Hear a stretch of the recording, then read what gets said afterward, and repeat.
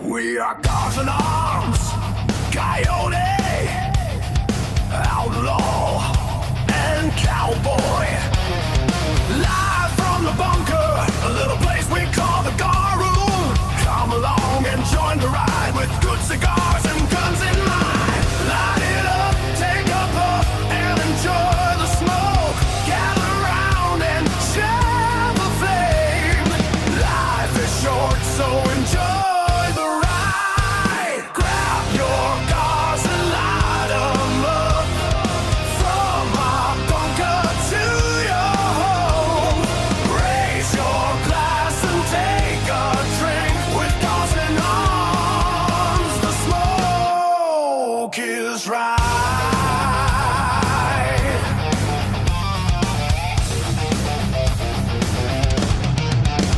We are live on the air from Texas, from the Gar Room, our little bunker. We stand tall and we stand free with a smoke, a good drink, and camaraderie. Light it up and take a puff, enjoy the smoke when it's time to unwind. Gather around and share the flame.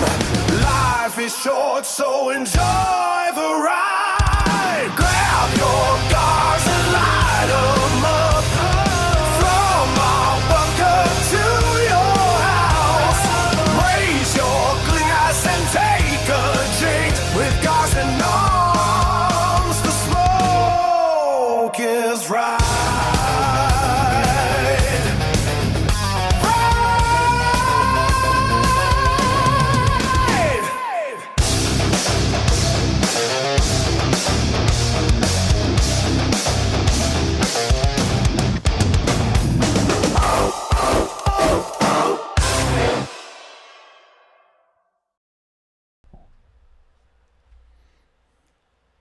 Hello. Yeah, we're on. What's going on? Welcome to Gars and Arms podcast, episode number 19. Is it 19 or 18? I put 19, so I'm hoping it's number 19. I think 18 was last week. I'm brain dead, so I have no idea. Pretty sure it's number 19. But we're gonna go ahead and I guess we're just gonna roll right into this. Roll right into it. I am your host number 1, Kyle, aka sometimes known as Coyote, and I am joined over here by host number 2, Mr. Outlaw himself, Dale. Hello. We got anybody chiming in? Go ahead and let us know how the audio sounds. Chloe said sounds good. Sound good? She said pics clear. Good. Yeah, I've been watching the frames down here. We had one little. Yeah, she was texting me. She was like, "Don't you guys go on at 7?" I was like, yeah, we're going now." I had, for anybody curious, I had to run and find some glasses because I can't see crap without them.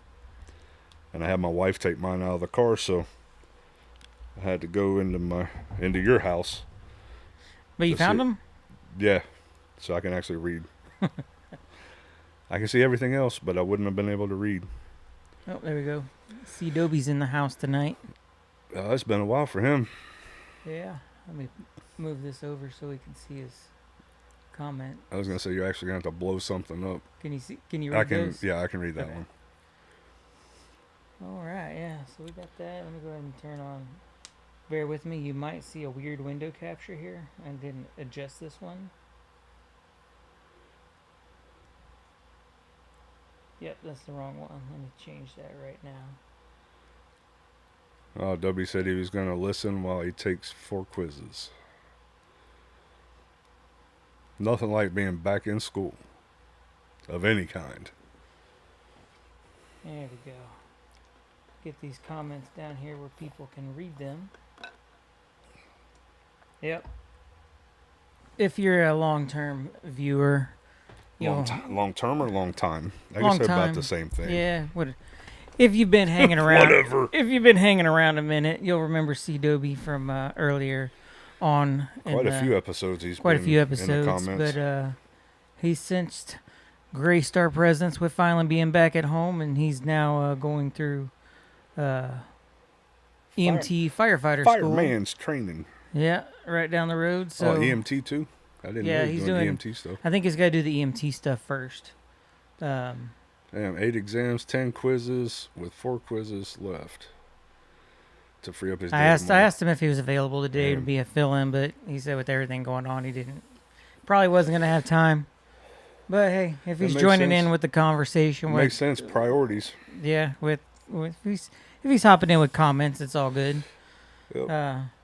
But yeah, hopefully, just listening. That's good enough hopefully, for me. now that he's back home, maybe we can get him on a little bit more. Yeah, because he brings a whole different perspective to world events here. Yeah. As his job, a combat vet. His job title kind of brings up, but.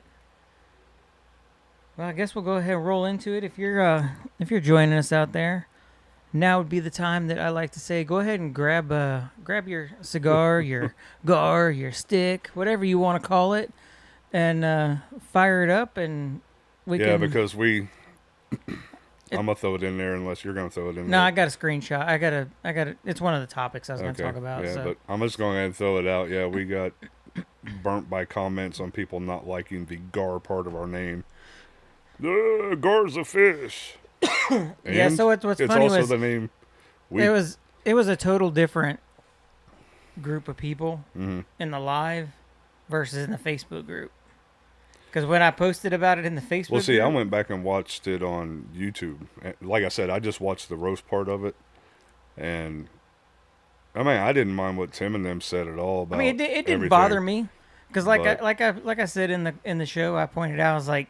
Everything else Gars is because everything is taken. And Tim was like, to be fair, have you tried creating an email address these days? Like, everything is taken. Just a name for anything. Gar was not like my original chosen word to go with, but everything I was thinking of that was more relevant to cigars and guns was literally taken. So I had to think outside the box. You ought to try naming a trucking company. That's tough. Yeah, I mean, the only thing you got's going into Google, or the and business. That's how I came up with this one. Right. I literally went into Chat GPT and put in like, "Hey, this is what I'm looking for. Throw me out some ideas." Right. And then kind of just like narrowed it down from kind of what it would spit out. Be like, "No, I want more this way." Right. And kind of until I got something a batch that I liked, and that was the most. That was the one that I liked the best out of everything, and I was like, and I instantly went to Instagram. Is that handle taken? Nope, that one's available because everything else I put in, handle taken. You can use that _1432. I'm like, no, I don't want that. It's got to be something that's something straight specific, to the point. Yeah. You know. And so when it was available here, I went over to YouTube. Is it available here? It's not taken here. Is it on Facebook? Is it taken? Nope. All right. That's it. I'm choosing this one, and that's what it is. Well, that's like, back in the day when we're talking about stuff and you go, yeah, back in your Too Far Gone days, I was literally looking for the old social media we had. What was it? MySpace. When I was creating my whole thing on MySpace, that's when I came up with that. Because the internet wasn't what it was. Or wasn't what it is now. It wasn't like that back then. And so, I'm just sitting there having to use my brain, and think. I was like, because like you said, everything I came up with, it wanted to throw a 16-digit number at the end of it. And I'm like, I don't want that. I don't want to have to try to remember that. Yeah. And so, Too Far Gone. I was like, well, this is just too far gone. And when I said that to myself, I was like, too far gone. Too far gone. That sounds pretty good. Let's type it in. And it gave it to me. Why I never stuck with that through everything, I have no idea. But I think it's hilarious. Should have named your trucking company Too Far Gone. Too Far Gone Trucking. That would have been an easy one because I've never I think I've seen Too Far Gone in one thing. I can't remember what it was, but it was one thing, and that was the first thing I thought about was the whole MySpace thing. It's funny. It like certain things like when you instantly, like when somebody instantly thinks of a name or a saying or whatever, and like an image pops in their head instantly. Whenever Too Far Gone, I just think of that goth like with. Oh yeah, with, my I think you're golf doing Halloween costume. The goth Halloween. You're doing devil horns, and I think you had like a mohawk or something going. Well, yeah, I had the faux hawks. I wore my hair short. Yeah, I had the. I think I had the choker on. I mean, I was 100%. You had the wristbands. Had the sleeves with the skull and crossbones. Had the black lipstick, eyeliner. Yes, I had it on. It was Halloween. Yeah. But it fit perfect to the picture. Yeah. The profile name. Pretty much. But yeah. So I'm gonna good times. I'm gonna go ahead and I'm gonna throw up. I move the cameras around so that way I can show you a little bit better. But I'll show you what I got smoking tonight. Move it to close up. So I'm gonna. Given the worldly events of the Artemis crew making it back safely, regardless of if you think they went or not, and it was all CGI, they came back. They went through the atmosphere. They splashed down. And so, I didn't know they had made it back. Yeah, yesterday. At Okay. 7:07 our time, they touched down on the water. But morning or evening? Evening.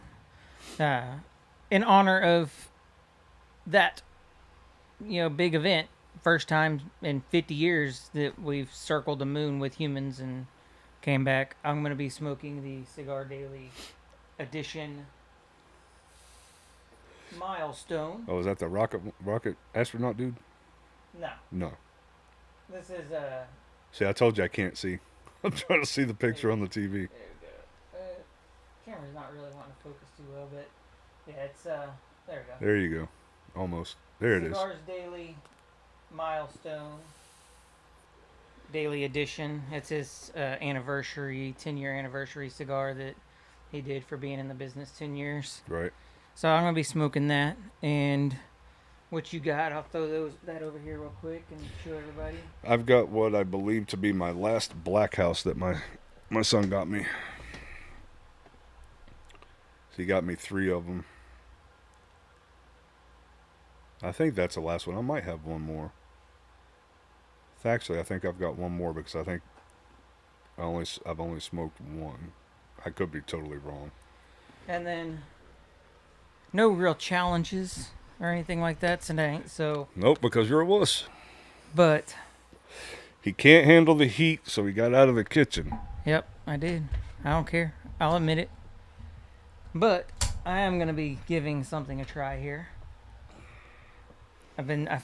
Finally came across the Mountain Dew Dirty Cream Soda, and I've been saving it for tasting it on the show tonight with a cigar, because cream sodas seem to pair really well with cigars. Anything like a cream soda, really. So does a good bourbon.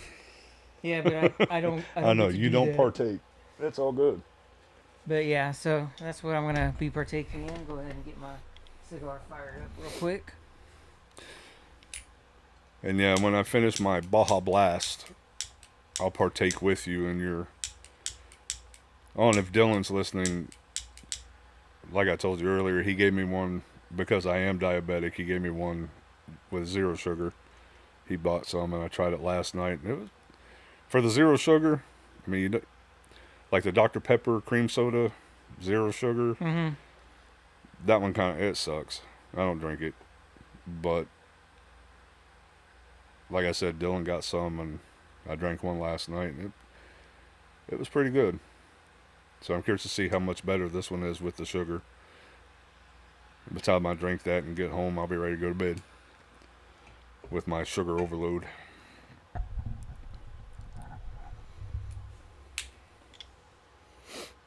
Too much dead air. Start talking. You're sitting there ogling your cigar. Clear out. This one's a good cigar, but it's a very limited run. I don't remember the total number that they ran. I think it was like 10,000 or something like that. So they're probably gonna be running out of them pretty soon. Well, that was a... You know what flavor that one's supposed to have? I have no idea. There were 3 different flavors, but I don't remember what they were, and none of them were marked. This was the only one with the band on it, and it just says Black House. I wish it did have some type of description. Like I said, he gave Caleb... Ooh, definitely smell. I can smell the flavors, dreamsicle. but yeah, as soon as you open it, you can smell it. Oh yeah, that definitely smells like a dreamsicle.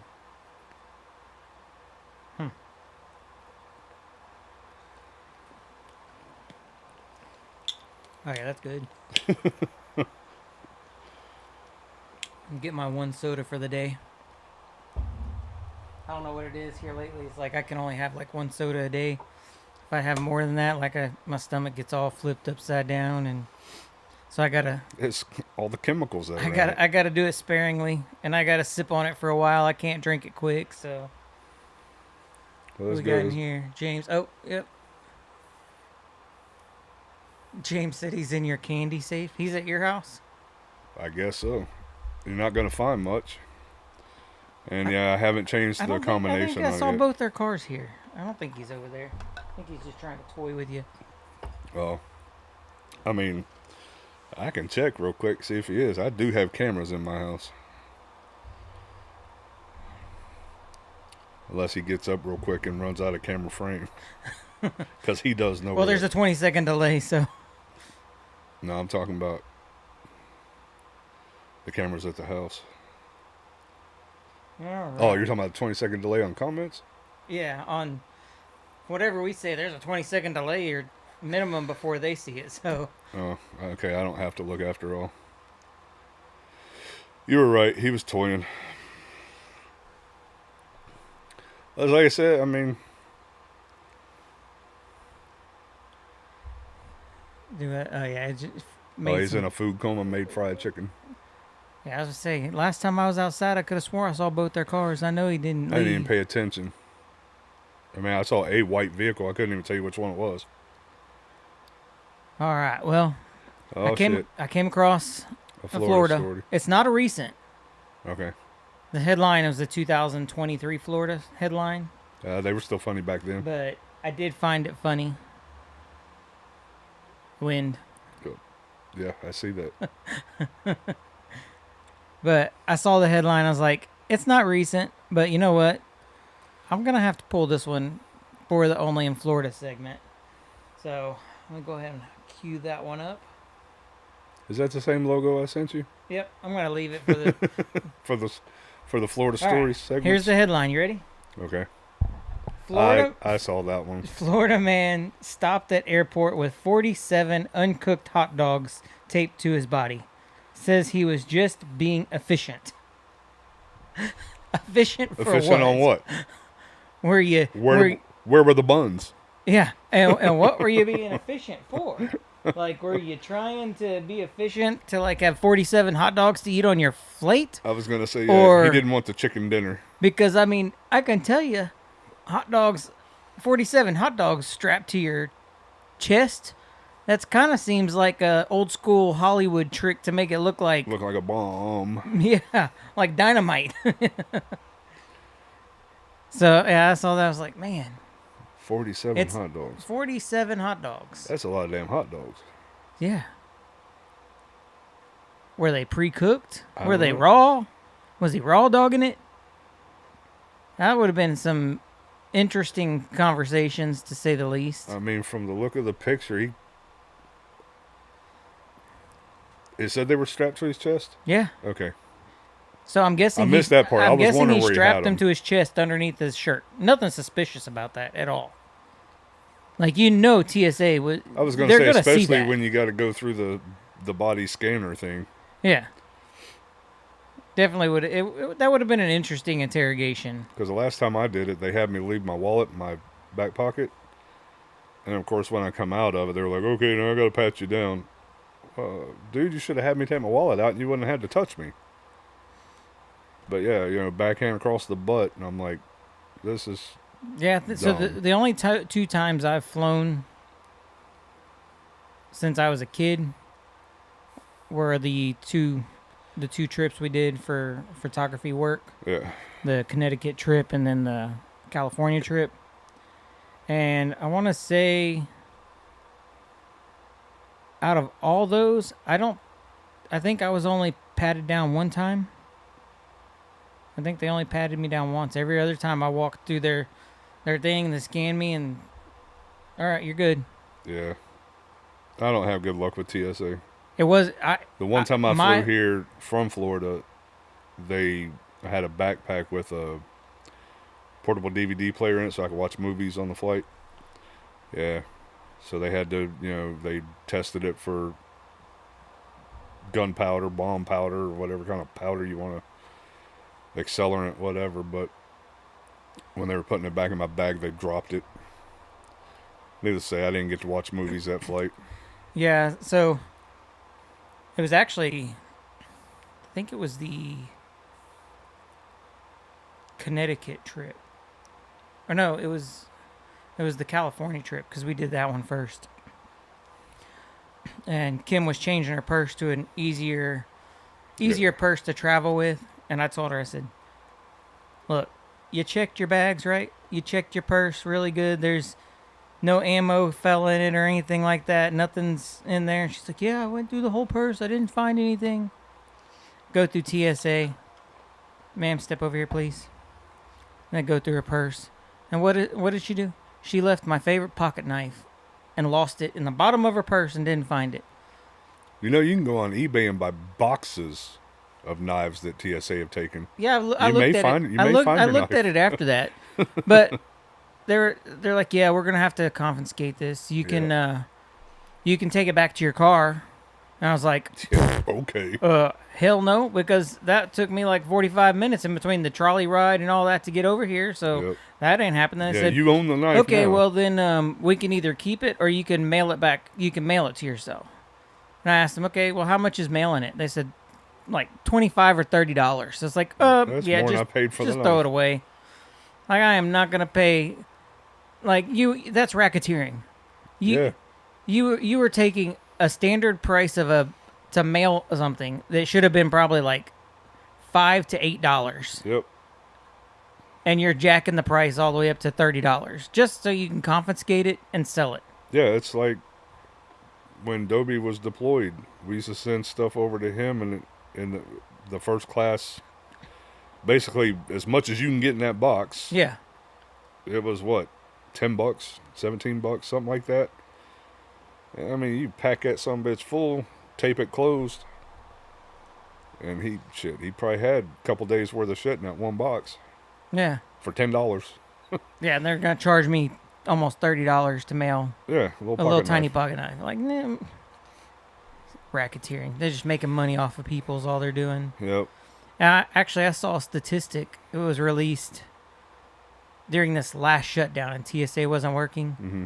And that they said that TSA had stopped 0 events from happening in the entire time since they've been instituted. All they've basically done is just confiscate pocket knives, lighters. I really don't think there's a need for it. No. Have metal detectors. Metal detector goes off. You have a dude standing there going, empty your pockets. Yeah. I mean, because you're supposed to do that anyway. Take your shoes off. I don't know if they still take their shoes off, but because they made me take my shoes off. Like boots like this, if I were wearing these or whatever, boots like these usually have the steel plate or whatever, so you don't step anything on a work site or whatever. Yeah. Keep like nails and stuff from going up under your feet. But I didn't know hiking boots had those in them. They're going on a food conversation over here in the comments. Oh yeah, they're just talking about food with each other. They ain't even listening. No, this isn't your personal chat place to talk about your dinner. Don't make us ban you.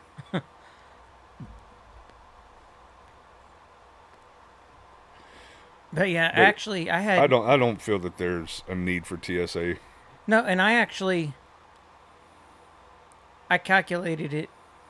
Out of all the times we went through TSA, it was 1, 2, 3, 4, 5. It was like 6 or 7 times. It was a weird number because when we were coming back from in California, our plane landed in one terminal in San Diego, and we had to go to a different terminal to catch the next connecting flight. No, they're not, Dylan. And when we had to do that, like we had to go back through TSA, so we had one extra random one that we didn't have. Out of all those times, I went through TSA with my 511 trainer belt with the aluminum buckle. Only one time did they flag me for my belt buckle being my metal belt buckle. All the other times I got walked right through, and it's been the same way. Courthouses, my belt, because every time you go, like anywhere, courthouses, whatever they say, remove your belt, whatever, I stopped taking it off, and then I'd go through the metal detector, and they wouldn't bat an eye at my belt setting it off. Oh, that's like we went to a place that had weird art and all that stuff. I mean, it's just something families do for,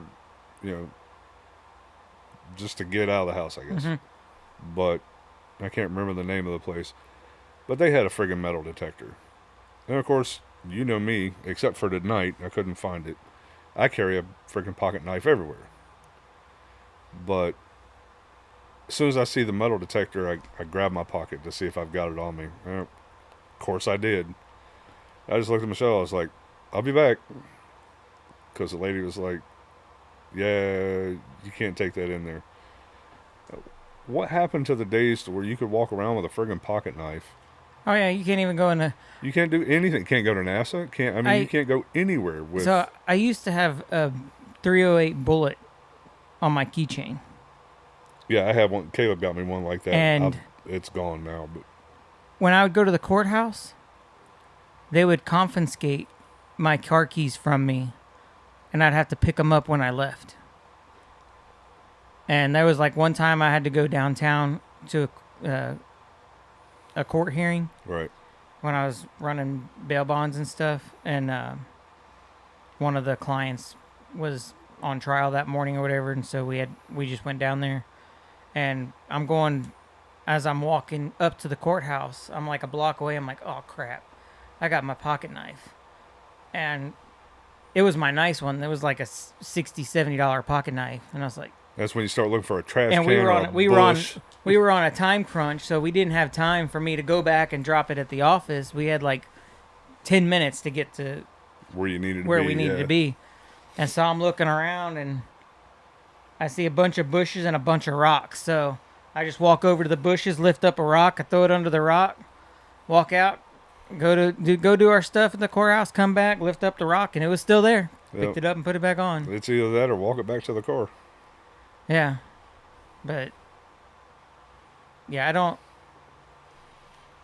I remember back in the day, because I was a military kid, and we were always flying back and forth from the Philippines to here for the 3 years.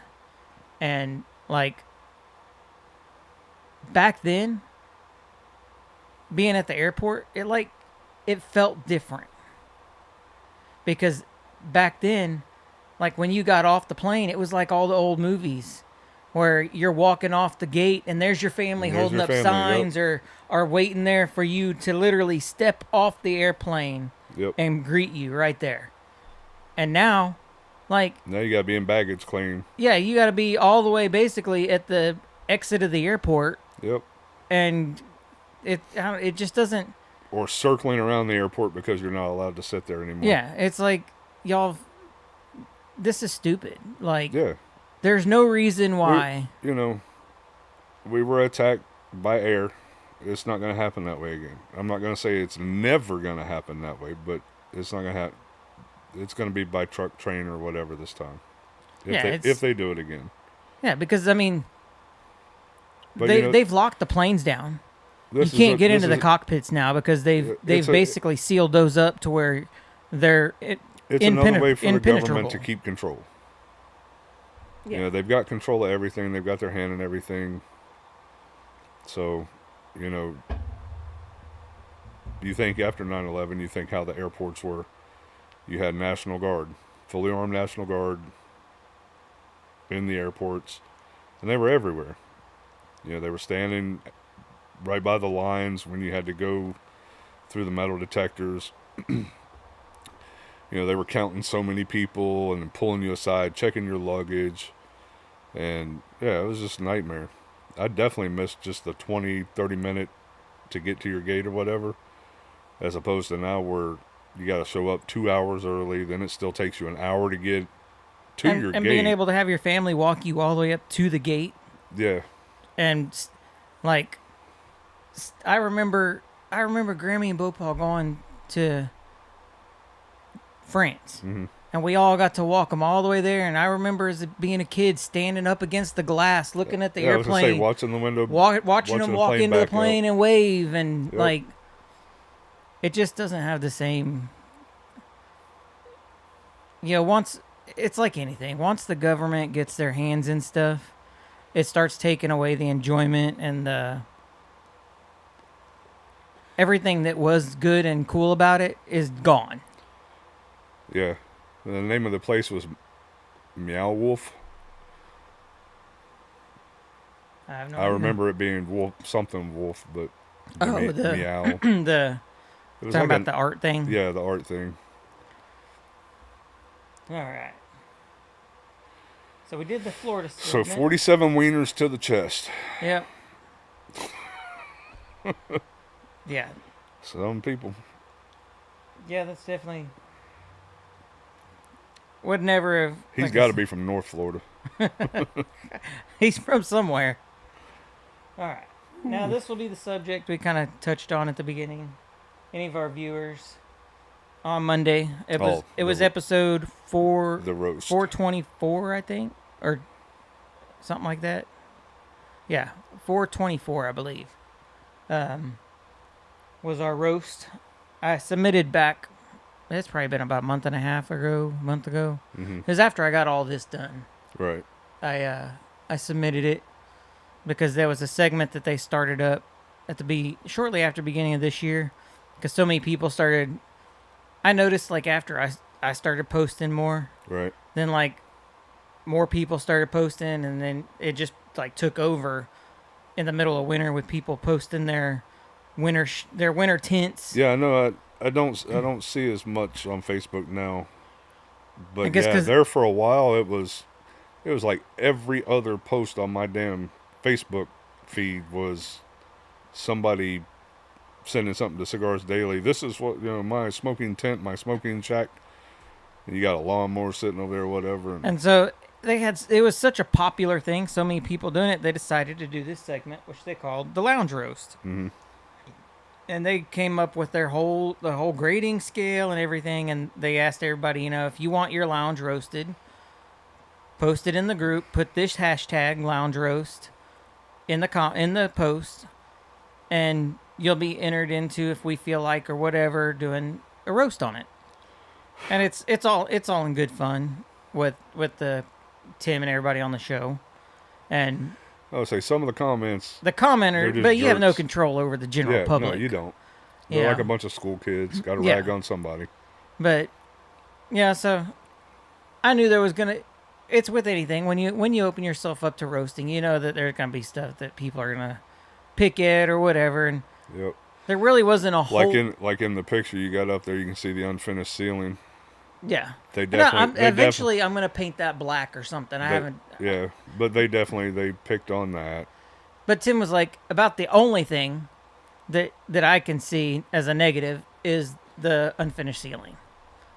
But eventually, like I said, I'm gonna get that painted black. But again, you know, you got to take into account that it was a freaking shed.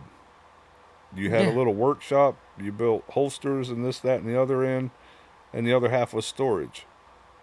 Within a few days, we had it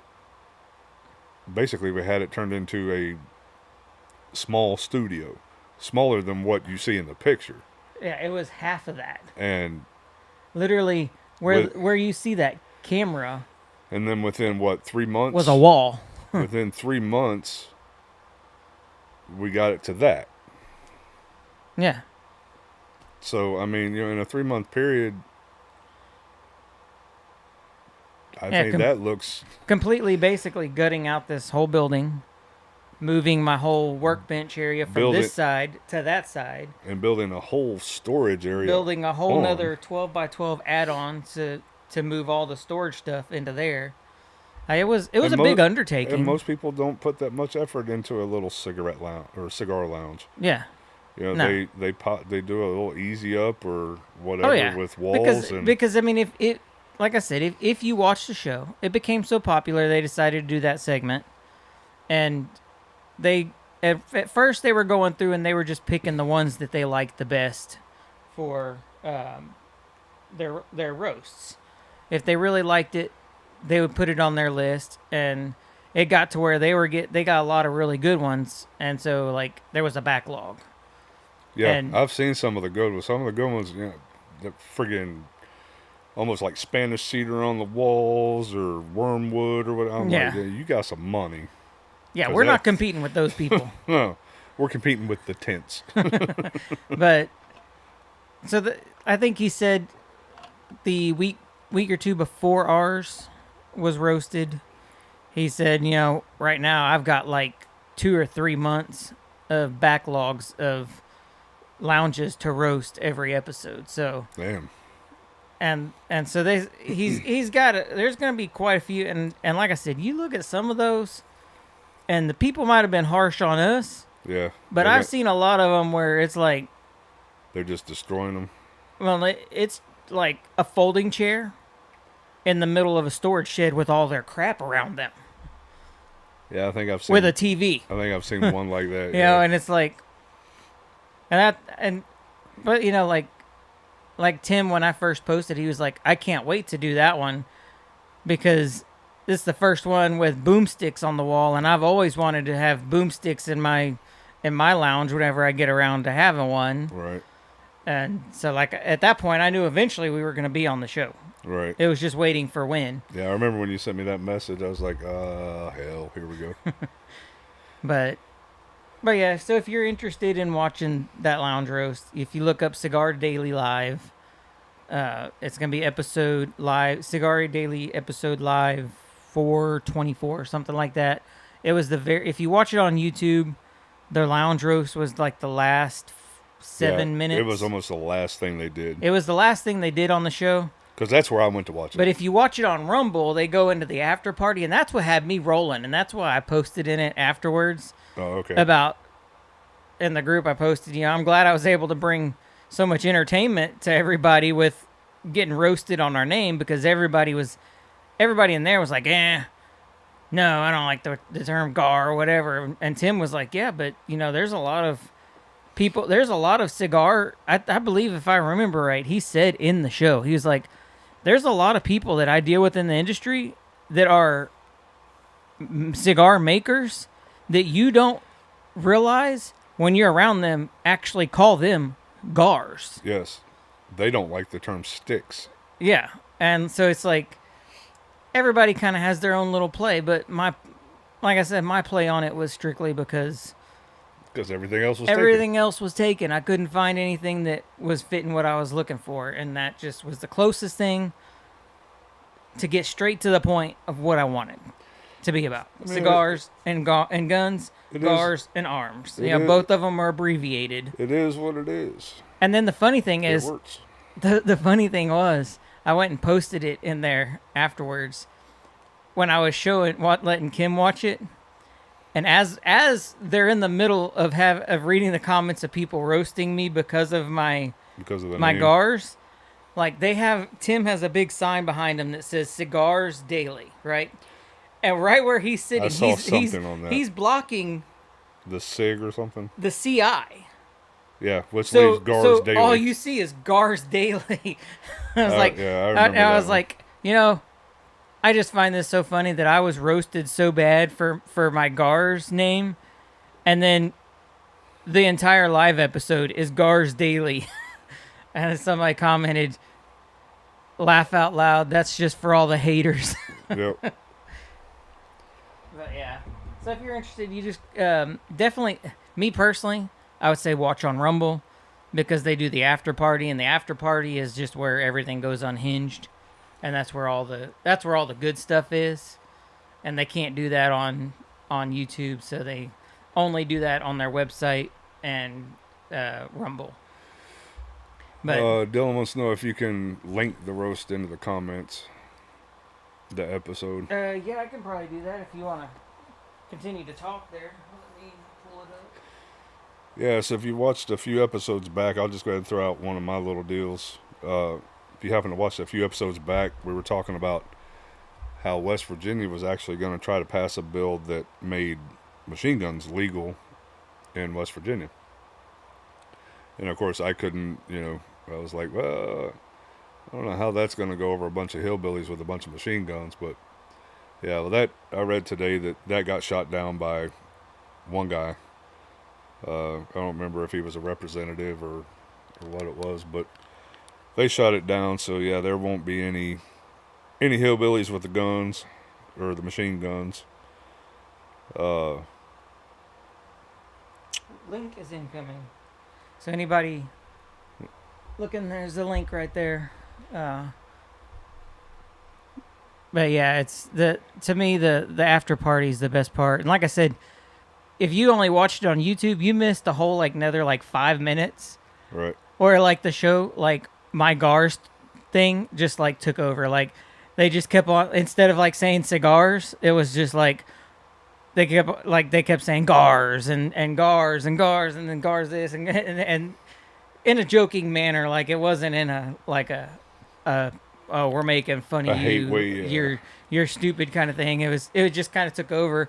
And then when I posted and even that, when I posted during the show, I was getting roasted. And even though I'm glad my Gars whatever made such an impact on the show, and Tim was like, yeah, by far the best lounge we've roasted so far, Mr. Gar. Mr. Gar, yeah. Yeah, I mean, you just get some people, it's if they don't have something to bitch about, they're not happy. Or if they don't, I don't know. They've just got to be hating on something all the time. Hate all you want. Yep. We can sit in here, smoke cigars during the summertime, not sweat our ass off. We can sit in here during the wintertime, not sweat or freeze our ass off. I mean, it's not made to be, it's not an executive suite. I mean, it's not a $500,000 cigar room. It's no, and I loved all the I personally loved it. When they were going on and they're yeah, that's America right there. You got American flag over here, American flag over here, guns on the wall. I mean, it's and Terrence was that thing deserves a 17.76, and I got a bunch of 5.56. 5.56s. Yeah, I enjoyed it. I was yeah, I'll take. Yeah, but it's like I said. I mean, the three of us sat here and we were like, okay, what should we do with this wall? What should we do with this wall? Some of this stuff you already had hanging up, like your magazines. Yeah, I just reoriented that one. And yeah, so but we talked about how would cigar boxes look on the wall? I thought it looked pretty damn cool, and I still think they look pretty damn cool. I mean, it's just if you don't have an artistic eye or an artistic mind, yeah, you don't get it. Yeah. You're just not going to. But no, and if you look, I try to do everything symmetry-wise. Symmetrical, yeah. So, I try to get the boxes even on both sides. I try to get them in roughly the same mirror image of each other. And so, the only thing they really picked us apart for was the Crown Royal. Yeah, the Canadian whiskey and all that America stuff. Can you bring the comments back up so that yeah. I can't see the little ones. But yeah, it was definitely. I'm gonna try to take my wife's criticism and pay more attention to the comments when I can. But yeah, it's like I said, it was. I enjoyed it. I thought it was. I mean, this is who we are. We're cigars. We're American. We're. And I thought it was hilarious how Tim's when it first started and Billy was just he started really looking at the picture. He's like, "Well, hold on a minute." No, which one's Billy? Billy's the CEO. They call him CEO. He's the He's Billy one with the Cock of the laptop Walk. sitting in front. He's the okay. the little short white guy, the shorter white guy next to Terrence. He's probably like taller than me, but He's the one that's got the laptop in front of him. yeah. Okay. It sits next to Terrence. If you're watching it, yeah, he's on the left. Okay. And he was like, let's not talk about like the fact he's got 2 SBRs and one of them suppressed up on the wall, and he's like, oh, and he's got a kid over here, and Tim was like, yeah, it's kind of rare that Billy like gets turned on by a photo, but he's like all kinds of turned on right now. I thought it was funny. Yeah, I mean, to me, if you look at the picture, it's not up there. But if Terrence was like, yeah, if anything happens, when the shit pops off, he's ready. Cigar or not, he's ready to go. Yeah, I mean, if shit were to pop off right this second, ain't neither one of us. Yeah, I mean, if I get shot, I'm gonna fall first because I don't have a kit with me. But I mean, there's enough ammo in this room, and there's enough firepower in this room that we're gonna put up a fight, regardless of what's going down outside. But yeah, and trust me, these aren't the only 2 things in the room. Nope, there's one in the corner. There's one there. There. Oh, I didn't even see that one. I mean, I got one on my side. But it just, like I said, this room is, I mean, it's who we are. Yep. It's the identity of the personalities sitting on the couch. And chair. And the one part I thought was funny, I don't remember who said it, that one of them said something about, and there's a woman in his life. Oh, that was. I think that was Tim. Because they were talking about the furniture. The He's furniture, like, it doesn't it's match in the exactly. same. It doesn't match, but it's in the same color. So I'm pretty sure there's a woman in his life. Right. See, I thought that's what we were gonna. I honestly thought that's what we were gonna get roasted on, was that white chair. The mismatched furniture. But I guess the lighting was low enough that the chair didn't stand out as bad. But right. All right, so we want to jump into a subject here. Oh, yeah. Chloe just commented, it looks like there may be a female in Kyle's life. All right. Yep, that's what they said. What'd you say? I missed Ready it. for the next subject? Yep, let's get it.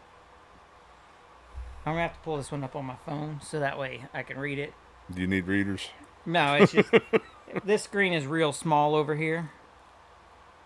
I hope I didn't delete it off of here yet. Let's see. Might have. But yeah, for anybody wondering, there is a woman in Kyle's life. She wears the breeches. 2. She wears 2 breeches? No, 2 women. Oh, there are 2 women in your life? Yeah, mom and daughter. Oh, I deleted. I'll have to read it off here. All right, so this comes out of none other than Rhode Island. Okay, you don't hear a whole lot out of Rhode Island. So they've got some proposal bills that they're trying to run through their. That's a lot of money. Yeah, they got some bills they're trying to ram through their committee and get laws passed on. The first one is going to be gun rationing. Gun rationing. Yep, House Bill 7035. Gun rationing. You'll need government permission to buy more than 1 gun per month. Okay. House Bill 8073. That turns last year's semi-automatic sale or transfer ban into a full-blown possession ban. So they started with, we're going to ban the sales and transfer. And you're going to be, if you own it, you're okay. Mm-hmm. Last year to this year, they're now give an inch and they're going to take a mile, essentially. They're now taking that bill and saying, now if you own a semi-automatic, it's now against the law for you to have it now. So before, you just can't buy them or sell them, but you can own them if you already have them. You're grandfathered. Now they're straight up, saying now it's if you possess one, you're now a felon with a no grandfathering and a felony penalty up to 10 years in prison and a $10,000 fine if you don't surrender those firearms to them. Good luck, Rhode Island. And then we got House Bill 8071. Ready? Yep. Requiring a background check for every ammo purchase and forces the state to build a new database since NICS can't legally be used for ammunition. So now they want to use essentially an FBI NICS check for every box of ammo you purchase. Sound like there's going to be a lot of reloading going on. And then we go to House Bill 8075. This is the big kicker right here. This one forces every gun owner to carry at least $1 million in liability insurance, making your rights too expensive to exercise. So if you own a gun, you have to carry a $1 million policy. It's not that expensive to have. I got $1 million on my trucking. Yeah, but yes, it depends. I guess for the little guy that doesn't make, yeah, that would break you. And depending upon how they classify it and what that insurance policy has to fall under, you could be talking about something where, if you could even find an insurance company to insure you. I mean, yeah, $50-$60 a month might not seem like a lot, but when you're paying $50-$60 a month for 12 months a year, that's just absurd. Yeah. Just because you own a gun. So that's Rhode insane. Island is the newest Virginia, stepping on their toes of going after the everyday common gun owner. Law. Because we all know, gun owner. You all know that we aren't the problem. You think the criminals are going to go walk in and pass a background check to get their ammo? No. You think they're going to carry a $1 million liability policy? No. Do you think they're going to turn in their semi-automatic weapons and risk being a felon? No. Because half of them are already felons. Exactly. Half of them already have the weapon that they've gotten off the street. They're just or punishing. Stolen. It's just another way to punish. And they're going to get their ammo the same way. Yeah. They're going to steal it. Same way they got their weapons. Because what's the one thing that, when they find these weapons, what's the one thing missing from the weapon? The ammo? No, the serial number. Oh, yeah. Because they're all ground off or filed off. What's one thing you don't have on ammo? Serial numbers. Well, if they have their way, they're going to serialize ammo. Well, I don't know. I don't know if they'll get that far. No, they won't. I mean, it's time the people start taking this country and their states back. These people getting voted in have been overstepping for decades. And, the shit's got to stop. Because stuff like this is just going to keep happening. Yeah. And as long as you've got those people in there that don't come out and ask their constituents anymore what they want, but decide this is what we're going to do, we don't care what you want or what you say, at that point, that's when you have your government overreach. It's not about safety. It's about disarming the population because an unarmed population cannot resist tyranny. And since the Big C, they know damn well if they tell people to stay in their houses for 3, 6, 8, 12 months, that people are going to do it because they did it once. Yeah. Well, I didn't, but... I didn't either. I worked because I was essential. We were working from home. They didn't want us coming to the office. It wasn't that my office just didn't want to risk spreading it. But that didn't stop us from going to Walmart, Kroger, going wherever. And when I walked in, I didn't wear a mask. And then when they looked at me and said, put on the mask, I said, no. And walked right past them. Yep. Well, and if the people would have said no to the lockdowns, I mean, what are they going to do? There were still people out hiking, going to parks or whatever. Because you can't just keep people in their houses for a year. I mean, this is not healthy. No, but it's what they want. That was a social experiment to see how much they could get away with, in my opinion. They wanted to see how far they could push, so they knew their boundaries of what they could and couldn't do. Right. And they had a huge chunk of the population convinced that if they didn't do this or this or this, they were going to die. Well, I tell you what, I totally enjoyed the traffic, or the lack thereof, during the whole thing. Oh, yeah. I mean, there was none. Trucks were about the only thing I saw on the road during COVID. But yeah, it's just stupid what these states are. It goes back to what I brought up last week.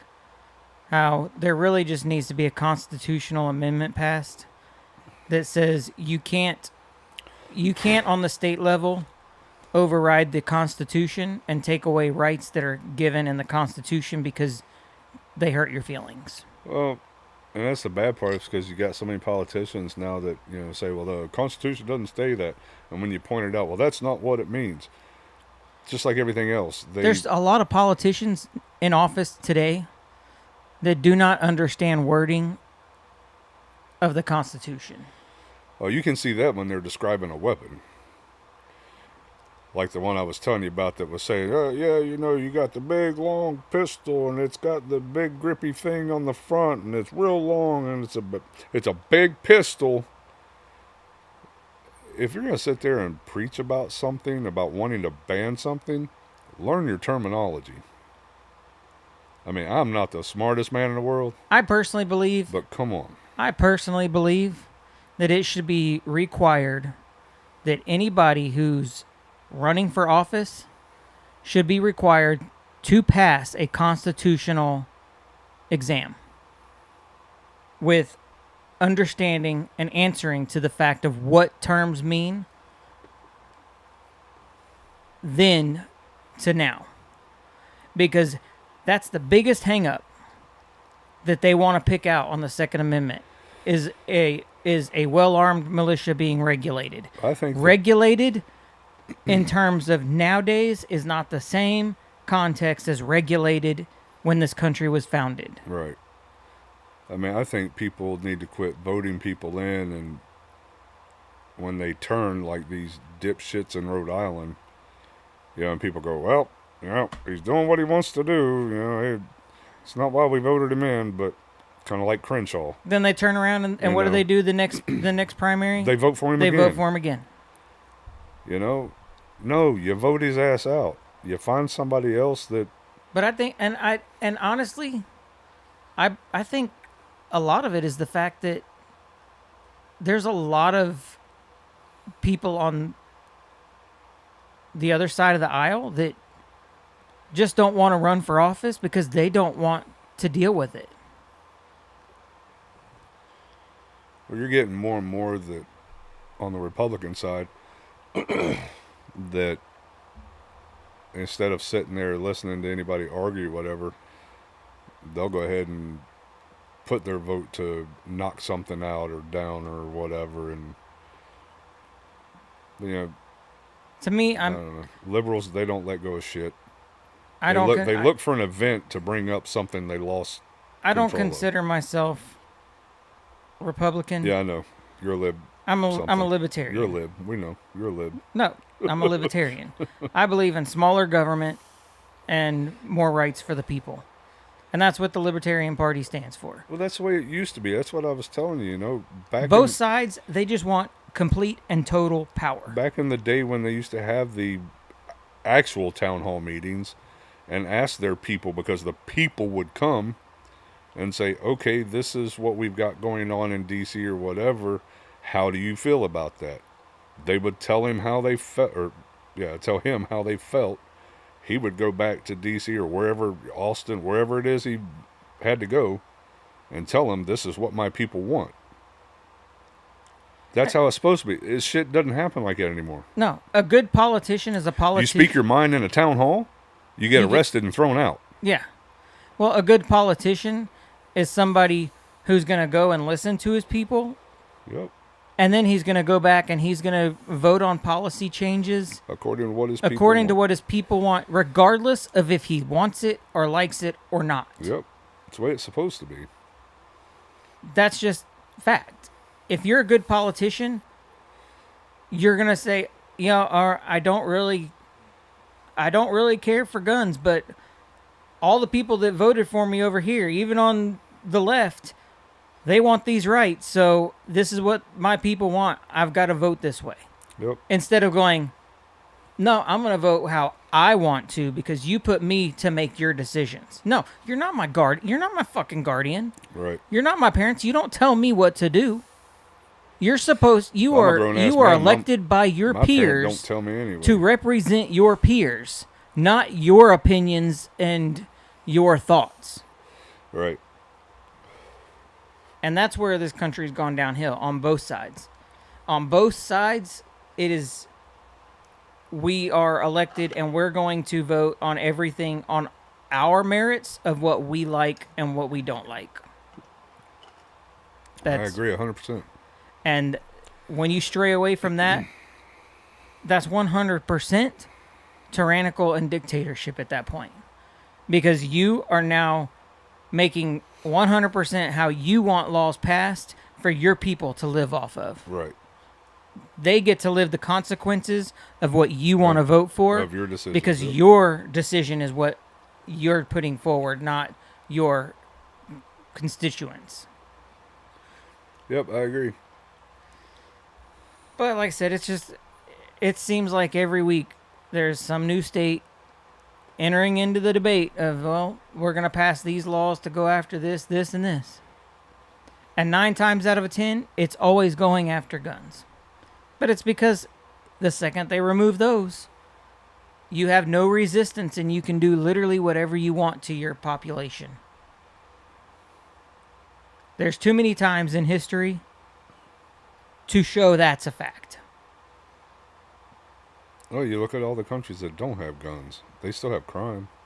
Yeah. If they're not shooting people, they're stabbing them. They're running them over. They're blowing them up. Beating them. Yeah, beating them to death. I mean, You still have murders. Evil's gonna find a way to carry out its evil. Yep. It doesn't matter what you have, what they have, or what you take away from them. They're gonna find a way to do what they want to do. Yep.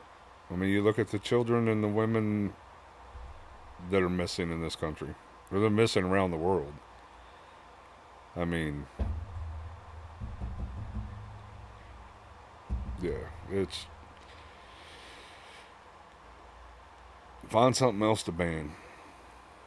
I mean, it's kind of like the whole. Let's not talk about the actual problems in the country. Yeah, let's focus on one. Yeah, and stay on that one for decades, and we'll go back and forth. We'll go back and forth on it. I mean, in my opinion, this goes all the way back to the 30s when they instituted the NFA. Well, I mean, you sit there and you think about back in the day, basically the cowboy days, you know, when towns decided that, okay, you can't carry your guns in city limits. Why'd they do that? Because they were going in, getting drunk, shooting up the town. Well, when you only had one sheriff to run the whole town. Yeah, and a deputy. If he was lucky, he had a deputy. But, you know, it's just, that's where it all started. But by God, anybody told Genghis Khan he couldn't have his sword. No. You know what I mean? You did. You can't have your ninjas. You can't have nothing. No ninjas for going out there and taking care of bad people. Yep. You got to do it with words. I mean, yeah, it's I don't know. I think at this point, it's kind of like their common sense makes no sense. No, it doesn't. It doesn't make any sense. It never will. The crap that comes out of their mouth on a daily basis is crap. Is just it's horse crap, donkey crap, whatever you want to call it. It's just crap. Bullshit. Yeah. I mean, and there's really nothing that we can do. No.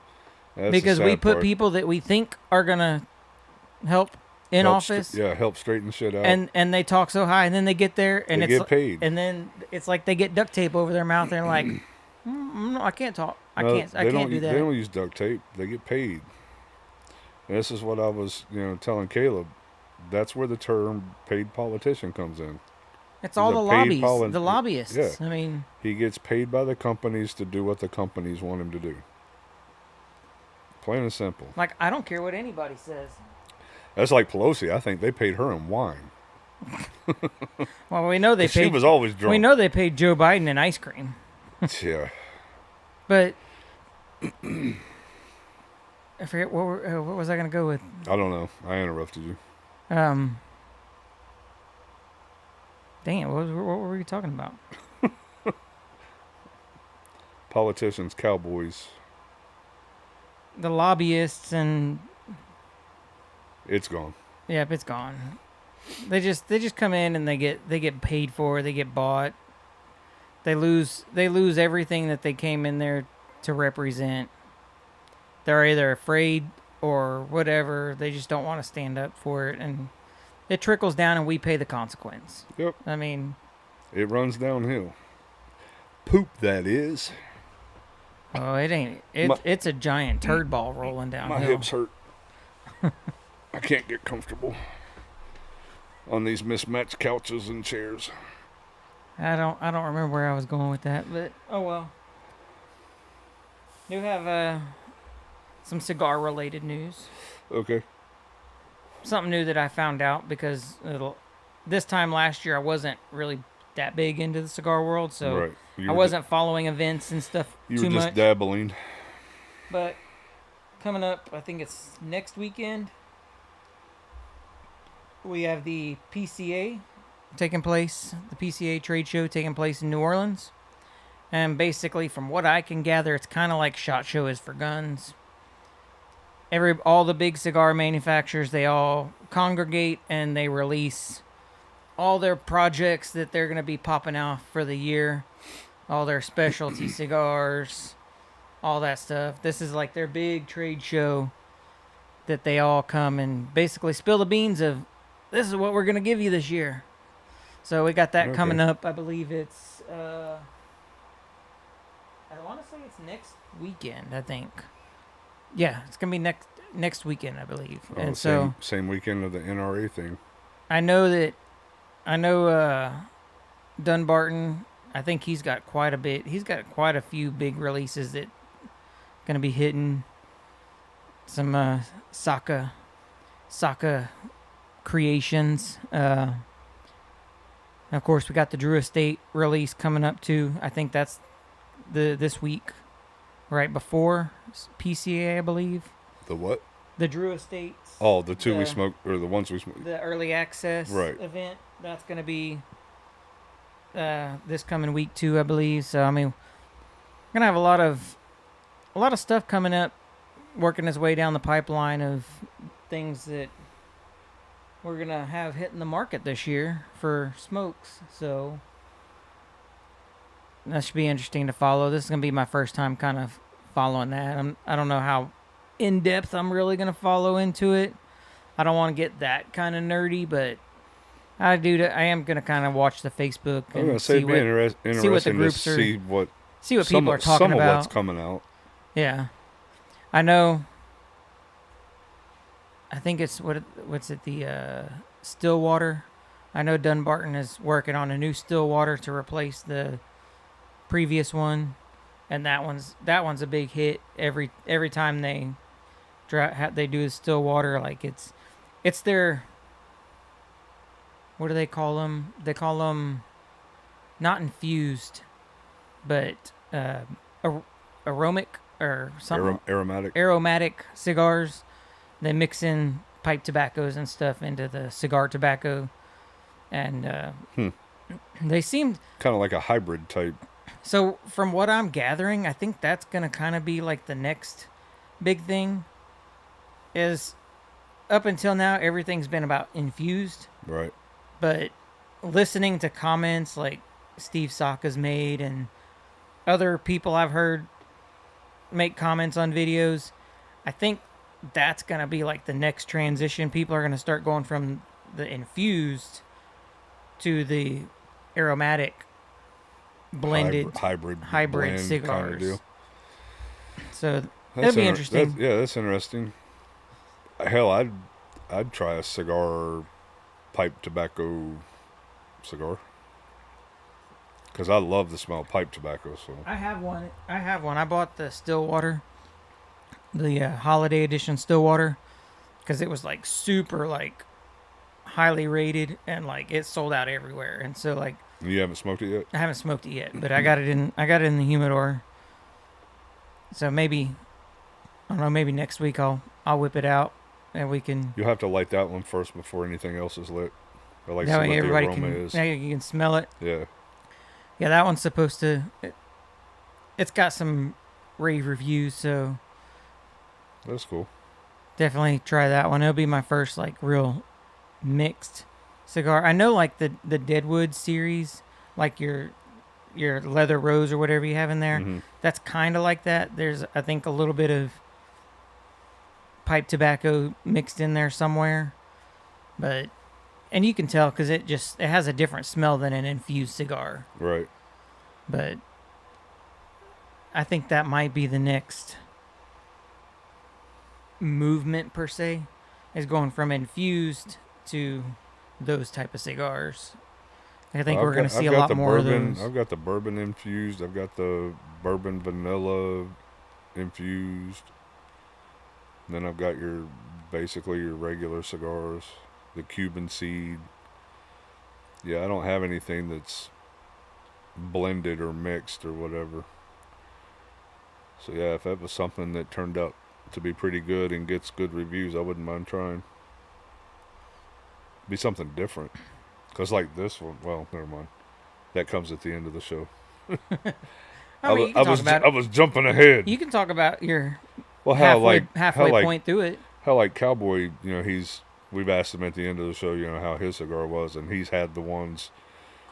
Yeah, you might as well relate because you're going to end up tunneling that one. But how he's had cigars that, to him, is basically your tobacco taste or flavor. He didn't pick up really on any peppers or anything like that. So yeah, I'm halfway through this one so far, and it's kind of how this one's been. I know that all three of them that he got me were supposed to have some type of flavor. You want to try the Milestone or whatever, but to me this one's just more of a not infused, but I don't know, I guess more of just a cigar leaf taste. I mean, it's more of a basic. Where I get a lot of pepper from a lot of cigars, I'm not even getting that from this one. More of a basic. Yeah, flavor more note. of a base cigar. Just your tobacco leaf and not a whole lot more. Now, I will say that's the one thing I really like about Cigar Daily, and why I support them probably the most, is because he's done a lot of house brand. That's got a good taste to it. He's done a lot of house brand, like, runs with companies. Mm-hmm. And so, like, Cigar International, they'll do one with, like, Drew Estate, and they have their legends. Right. But, like, you can literally go, he's got a whole portfolio of cigars that are Cigar Daily only, but they're not all from the same company. So, literally, you can go and get, like, 15 different cigars or more, and every single one of them is made by somebody different. So I can have different taste profiles. Yeah. So like this one I forget who he worked with. This was West Tampa. This was the West Tampa guys. The Cock of the Walk, which I smoked the night of the live. That one's Blackbird. West Tampa. Would that be the Ybor City area? I'm not sure. You'd have to look it up. But because I know they do in Ybor City, they have a cigar. I think it's still. I could be wrong. I think it's still a cigar plant, if you will. Like he's worked with them, Blackbird, West Tampa, Blackbird. He's worked with Olivia, right? Olivia or Oliva. I mean, I always get confused. Back in the day when I first started, somebody called him Olivia, and that threw me off. And I've since learned it's Oliva. Oh, really? Yeah. I've always pronounced it Olivia. Yeah, it's Oliva. Oliva. So he's got some cigars made through Oliva. You can go in there and you can support him by his cigars and get to try cigars made by, I think he's got some made by, I don't think Placentia, but, who's the other, there's all kinds of, but like I said, you can go out there and you can buy all of his and get the Cigar Daily editions, but try all these different rollers and companies and get different profiles and like what their palates have determined is good, Right. Which is what I like. You're not stuck to, like, if you go to like the big places like Cigar International or whatever, they don't do a lot of like house projects. They more stock everybody else's stuff on the shelves. And I'm more of I want to try not so much like what everybody has on the shelves. I want to try like your specialty stuff. Your one-offs that you can only get like at this place. And so that's what I enjoy those. Right. I'm assuming the West Tampa. See, like, this is a place in Ybor City. From what I'm seeing, I didn't realize there were this many cigar shops and cigar places in Ybor. And yes, that's how it's pronounced. It's spelled Y-B-O-R, Ybor. But they have cigar festivals and everything. Tell me that's not interesting. Oh, yeah. But yeah, they had a building, like I said, West Tampa Tobacco Company. Let's see if it says. That's Rick Rodriguez. I know he's worked with Matt Booth with Room 101, I think. Yeah, like I said, he's been able to dabble because he's gotten so big and he's gotten so much support from people wanting to support his projects that now just about everybody, even Dunbarton, Dunbarton has even stepped up and he's done projects with them. Right. It's just cool to get those one-off, like, specialty blends that you can't get anywhere else. And that's what I like about that. And the cool thing is, I don't know about where everybody else is, but I do know if you live in Texas and you shop on Cigars Daily and you buy... Sorry. That just kills me. And if you buy something from him off his website out of Phoenix and you live in Texas, you get to save the tax. So your total is literally whatever the cigars cost plus shipping. And if you spend more than, I think it's $79, you get free shipping. And that's through who? Cigars Daily. Oh, yeah. And you get a little sticker. Yeah, you get a little sticker, which I'm slowly, as I get new ones, I put them up on the door. But it's cool that, and then they have rewards points. So, like, I've placed orders, and after like 2 orders, I'm able to go and place an order, and I get like $20 in points. Right. And able to apply that towards my order, so I can go and get a $70 or $80 order for a little bit of nothing, and get $20 off, or I can spend I can buy $100 in stuff, take my $20 off, and still get my free shipping, but get $100 in stuff. Right. Without having to spend $100, and then I'm not having to pay. I don't know where my points are at right now. I don't know how many I got. I may have 20. Because I've ordered from them a couple times. So I want to say that's where I ordered. And if you've already joined, you should get a birthday reward at your birthday. They give you $5 or $10 off your order for your birthday. as loyal as a reward member. So that's cool too. And now I'm gonna have to check. So now I don't. I'm pretty sure I'd join the.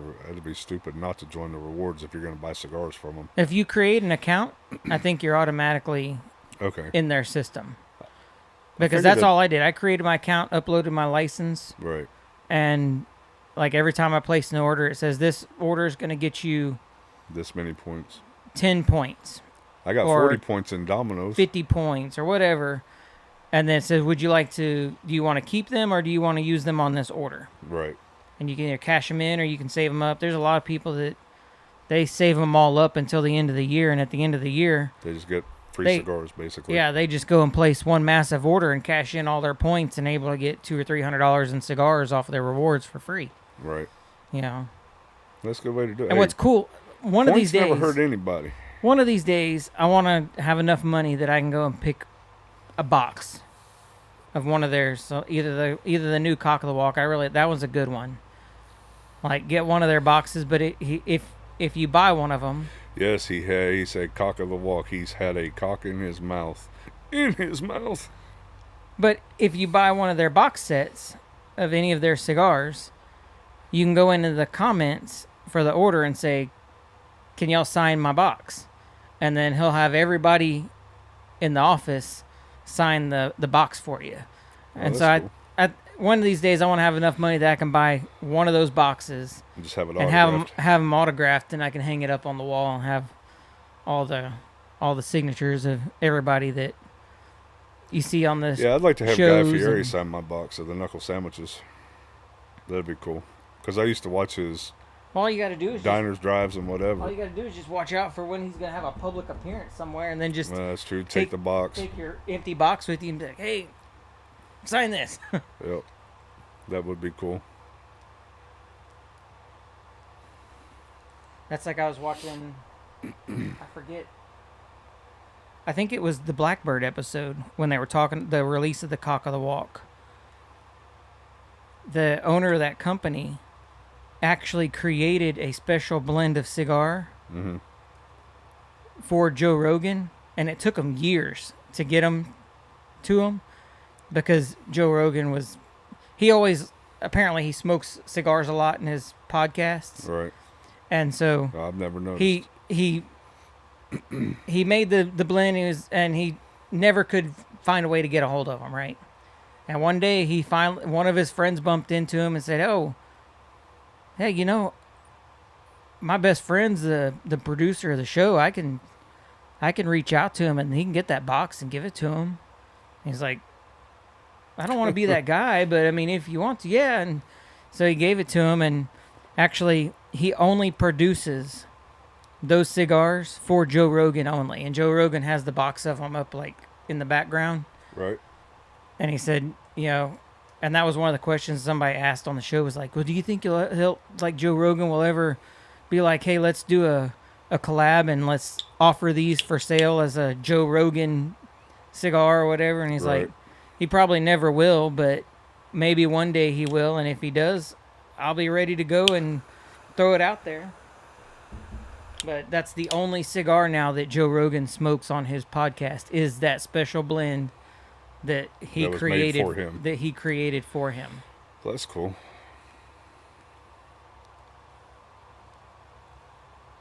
Because I think he said he made the box, and then he had this elaborate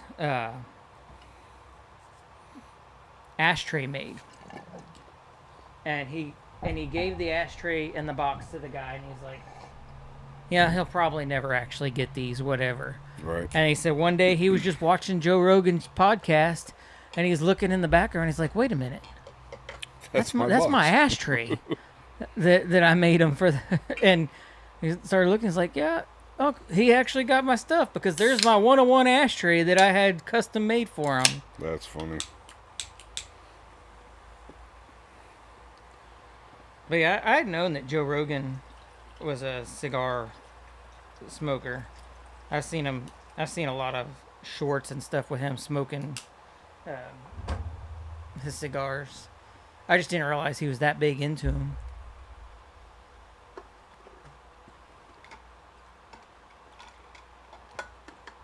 Tell you what, this time of year, this one I'm glad we have this building to lounge out in, because all those freaking June bugs. Sounds like it's raining over here from them plowing into the window behind me. Hear 'em? Uh-huh. I can't, like the other night, I tried. I was like, I'm going to go sit out on my porch. It's been 8 months since it was nice enough for me to sit outside and enjoy a cigar or whatever. 6 months. I'm going to go sit out there and try to enjoy a cigar. Yeah, when Get you're out not there, sweating balls. Get out there, get my cigar lit up. Not more than 30 seconds. I just start getting pelted by June bugs. I was like, this is not enjoyable at all. I'm about ready just to go take this crap and go to my room and close the door. Taking my ball and going home.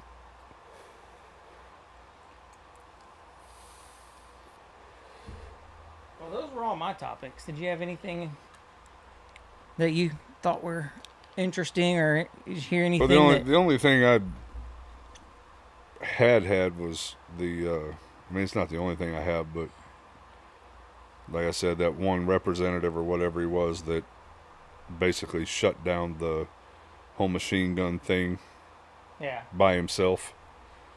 Yeah, he voted against that, and he basically said, I alone decided that the Senate would not take up the bill for further consideration. Imagine that.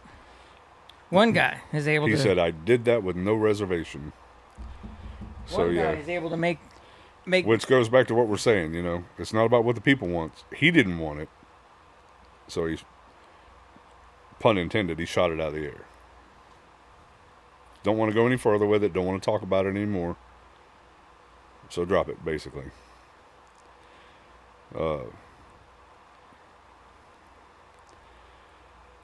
And the other thing that I found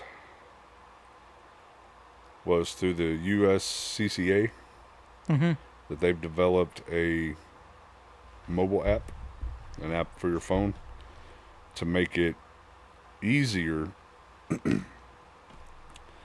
for you to be able to look up changes in laws in different states. What was it? See, that's my thing. Like, is why outdated information on concealed carry laws, training opportunities, personal protection resources. They say the app brings legal guidance, education, member services,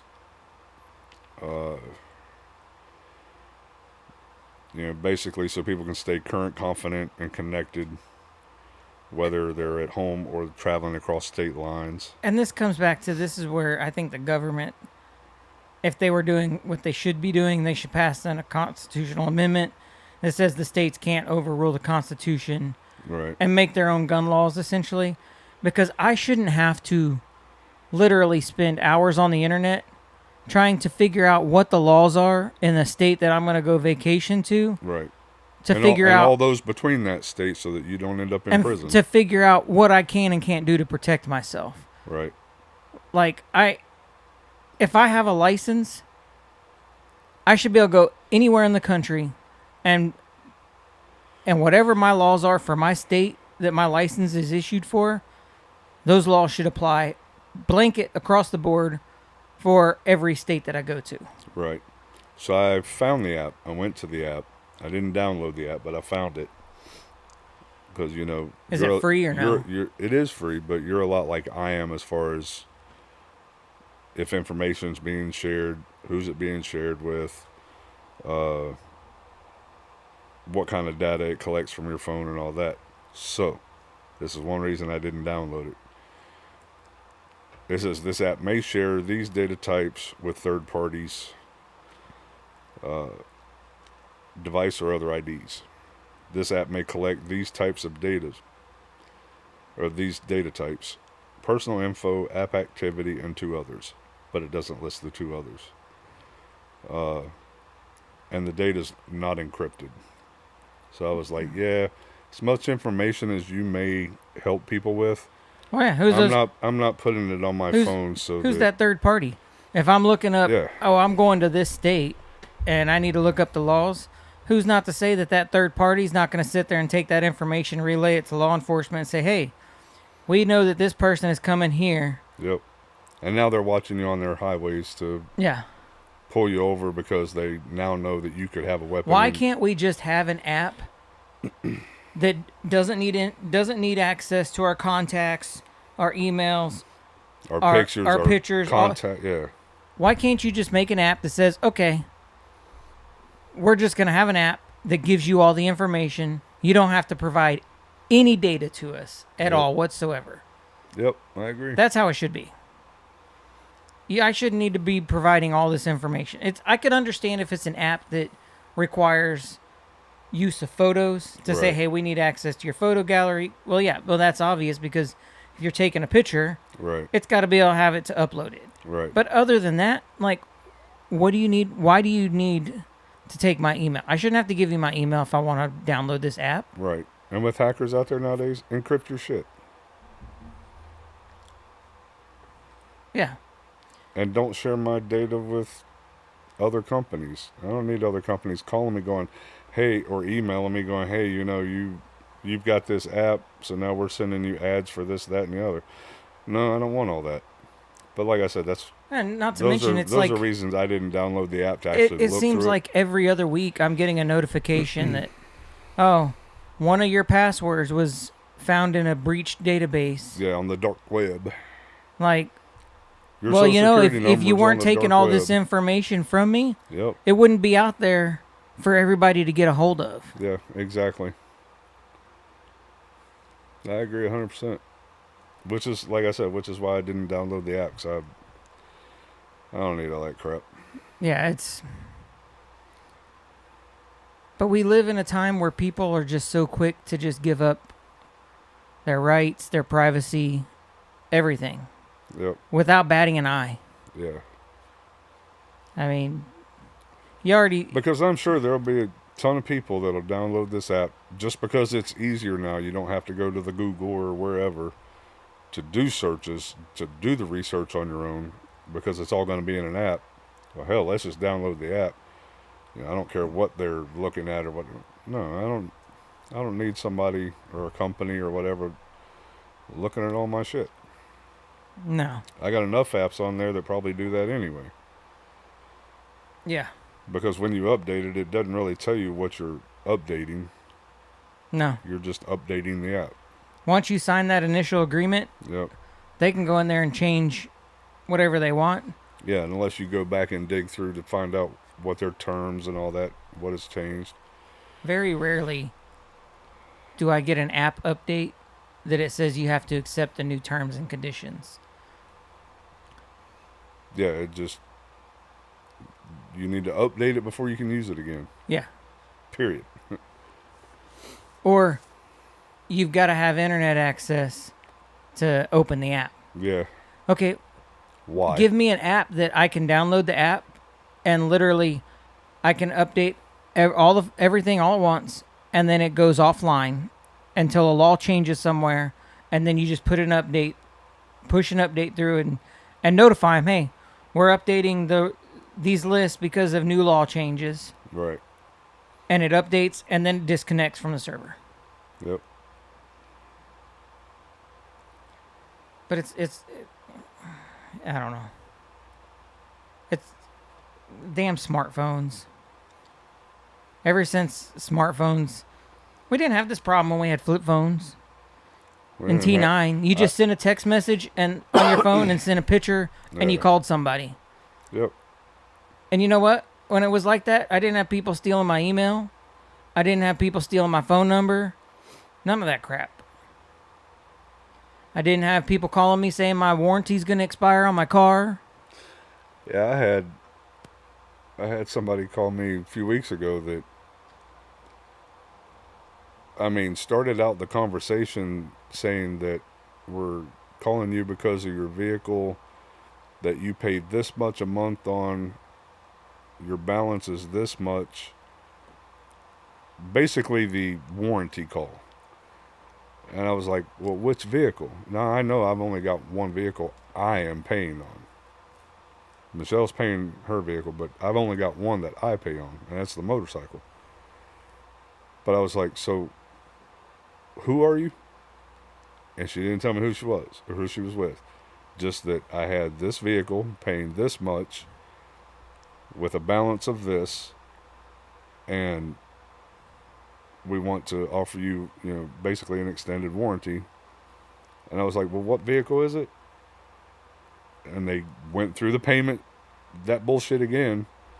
And I was like, okay, so you can tell me what I'm paying. You can tell me how much the vehicle is.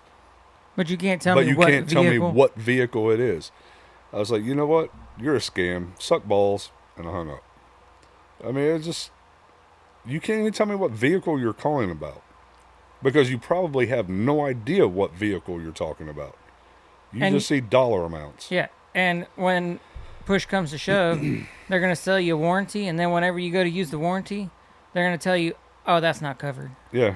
That's not covered. That's not a real warranty. I don't know who you got it from, but... Like, we dealt with that with my mom's car. her extended warranty expired, and so we shopped around for warranties. Right. Went to one of those big ones that everybody said, oh, this one's great. She bought into it. Took it in to go get some work done. And the warranty company denied everything and said, oh, we're denying it because you can't give us proof of oil changes the entire time that you own the vehicle. So because you can't provide, or it was the last 6 oil changes. You can't provide a receipt showing us the mileage and the date of said oil of the last 6 oil changes. Right. We're not going to approve any work on your vehicle. That's crazy. But that's how it is now. They literally, before you bought an extended warranty, it didn't matter how you took care of your car. Something broke, you took it in, and it was fixed. Right. But now you pay all this money for an extended warranty, and now it's just like anything else. They nitpick over it, and they find ways to get out of having to pay claims. Yep. And so if you're not staying up on top of your maintenance and doing your oil changes in the interval that they like. So it doesn't matter if your vehicle says do your oil changes every 8,000 or 10,000 miles. Right. If theirs is if you don't do it every 6,000 and you haven't done it every 6,000 and you can't prove that you did it, they're like, oh, denied. You've just given them all this money for a warranty, and as soon as they denied it, they told her, we're not paying your claim, and you can no longer file any warranty claims with us because we're going to deny them all because of this now. But they were real quick to take her $1,900. Oh, of course. But then the first time she takes it in on I think it was a 3-year, 100,000-mile warranty, they weren't going to cover anything for the rest of the 100,000 miles or 3 years.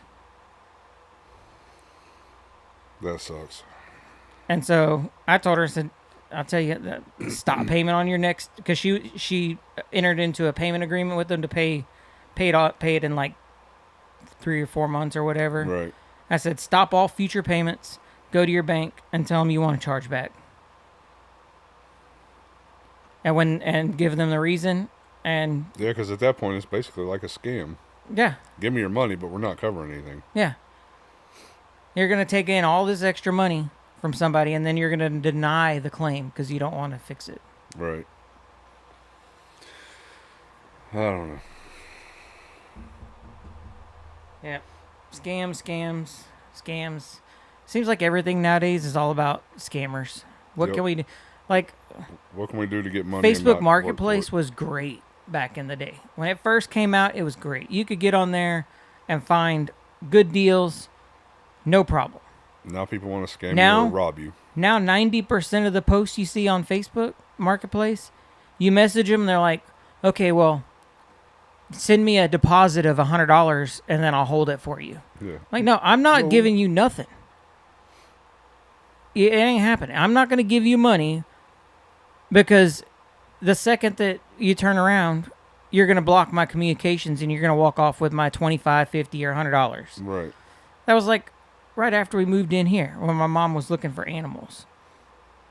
We were looking on the rehoming pages and stuff and looking, I think she was at the time looking for miniature cows. And we found one, looked all legit. There's pictures of it.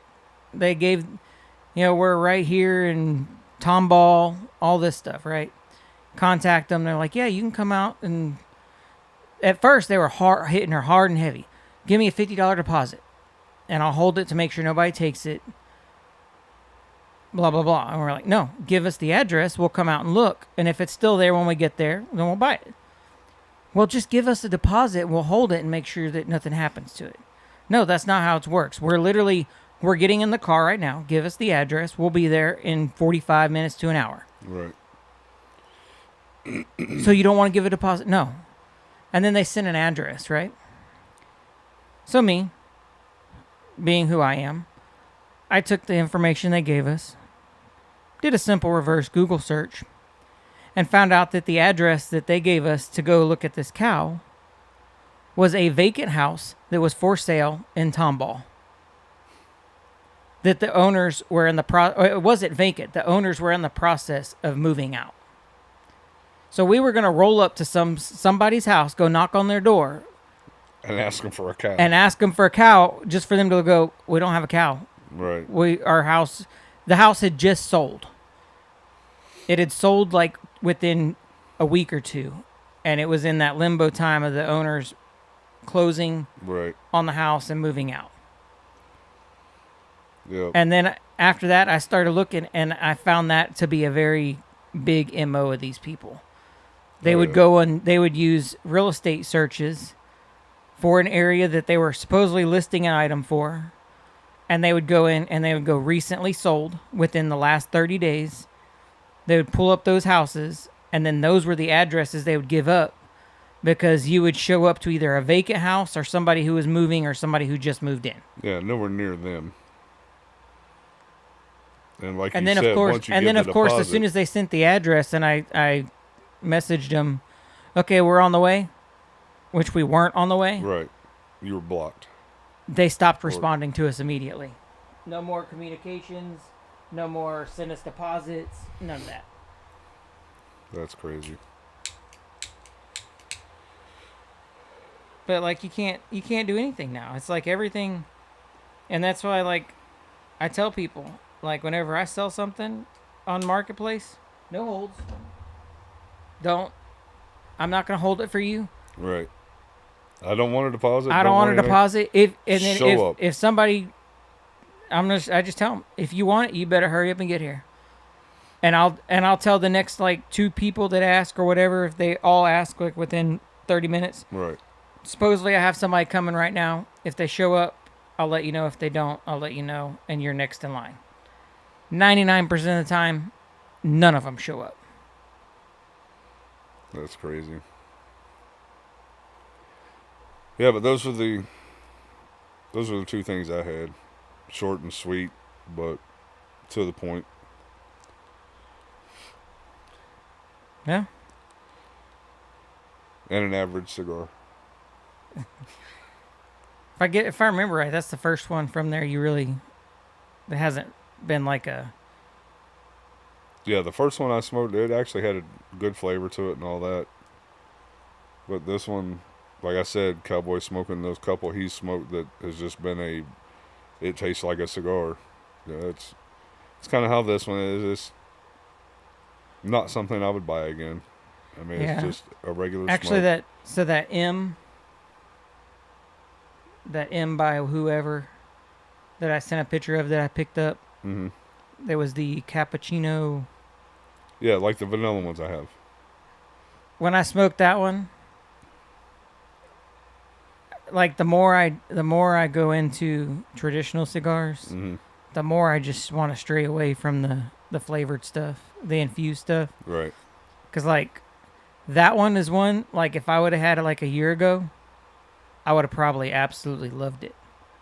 But now that I have my palate's come around more to a traditional cigar, right, and picking up those flavors, it just didn't do it for me. But see, it's like that one. Like you could taste the coffee, cappuccino, and the bourbon flavors and all that, but it wasn't doing it for me. Yeah, see, me, I'd rather pick up the bourbon flavors, the vanilla flavors,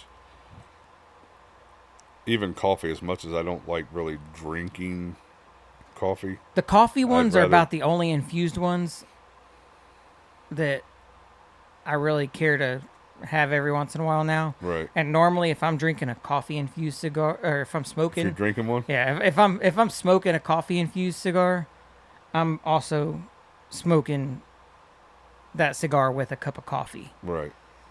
Because it just pairs better together to me, and it doesn't. It kind of neutralizes that flavor that I really don't care for so much. Right. And it actually enhances it a little more. But like I said, I've just become more of a traditional cigar. Give me a full flavored, full body experience. No, I'm still partial to the bourbon infused. But you're also still a smoker too, a cigarette smoker, and I am. or this is all I do. So Yeah. like the other night, I've been trying to blow through the last of my Cohibas because I've gotten to where I really don't care for those too much. Right.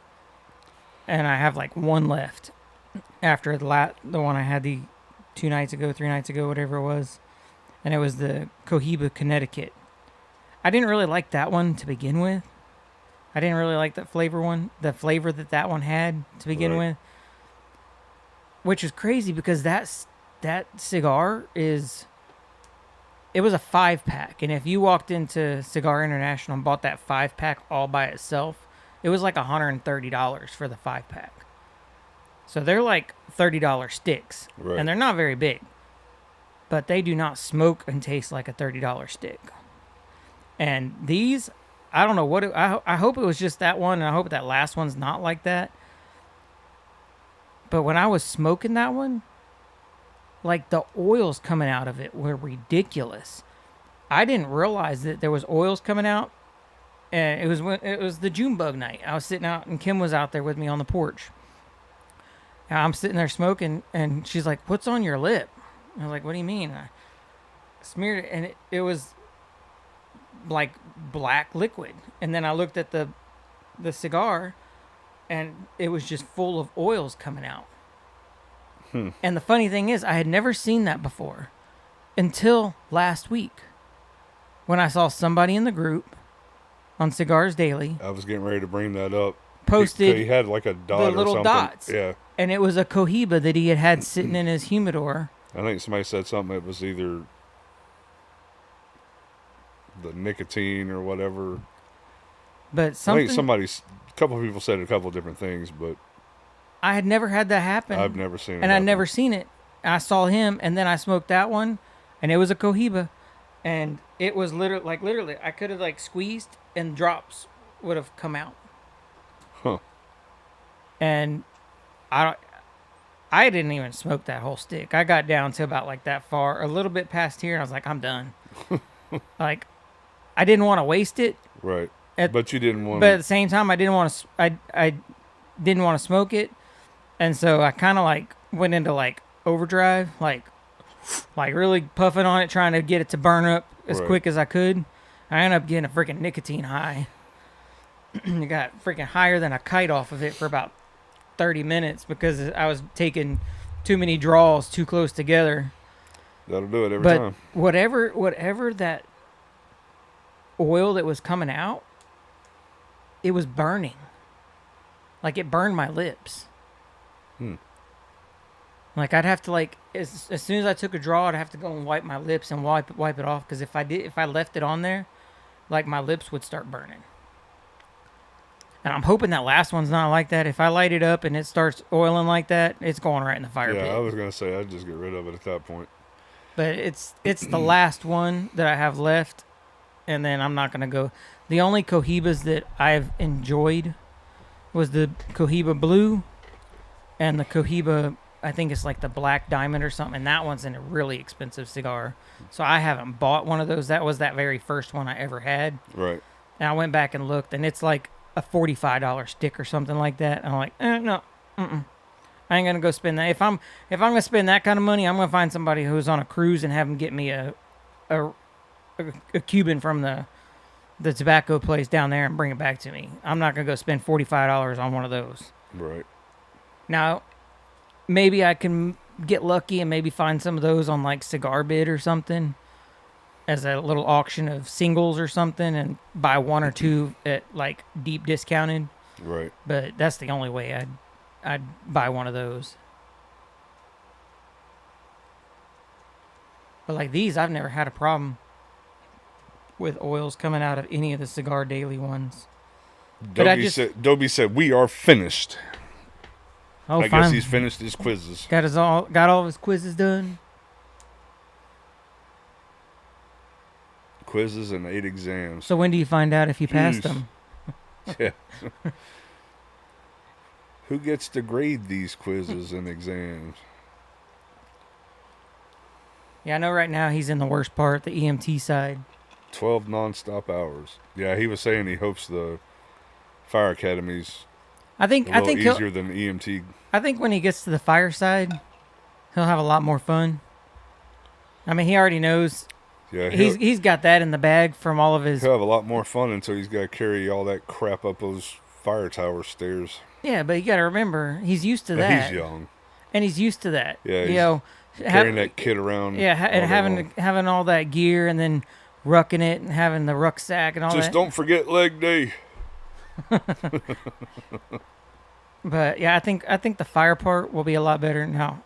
I do know, like, one of my friends who went through the same school, because that's how I was able to help him out to get into there, was from one of my other friends. I asked him, hey, what's the best way for him to do this? And I was relaying the information back and forth.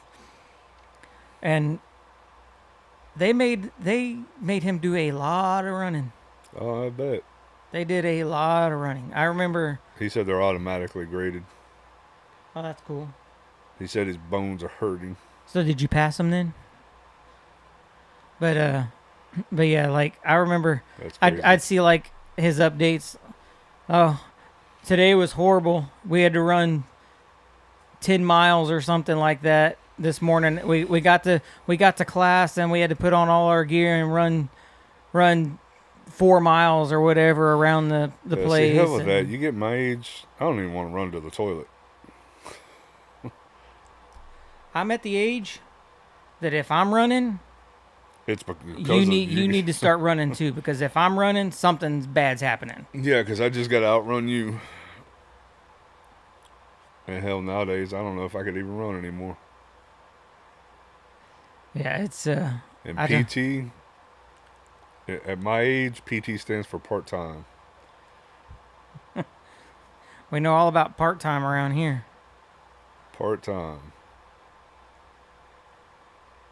I'm still waiting for him to come back and tell us if he passed him. He may be thinking, what answer do I give him? Right. How much longer do you have the EMT school before you start the fire academy side?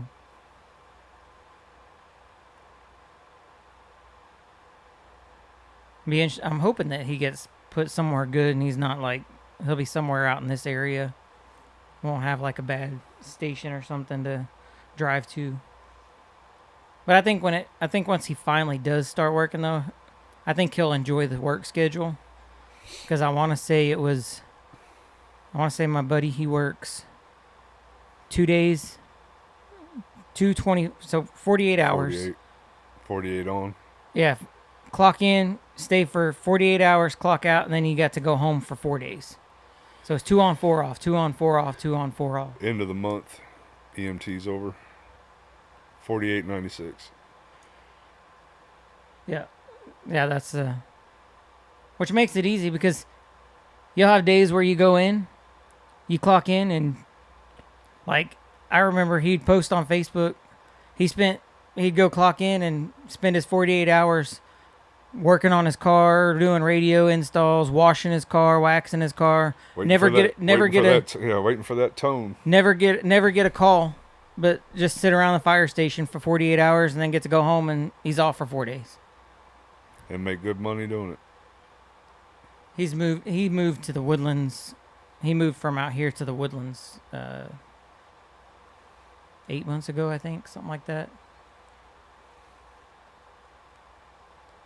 He got a promotion, and from his time served and everything, he was able to move up in rank and move to a different station. And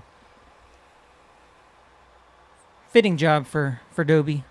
Get to go from one job that he shoots for rank to a new job that he gets to rank up in. Slowly build up his ranks and the life and times of. Yeah. But yeah, it's I think he'll enjoy it. I don't know if you'd heard Taylor, Kayla's wife, just got promoted. I think I remember hearing something about that. Yeah, she is now Sergeant Bowen. So we now have 2 sergeants in the same household.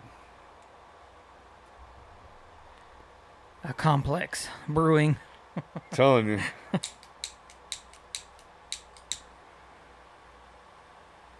Yeah.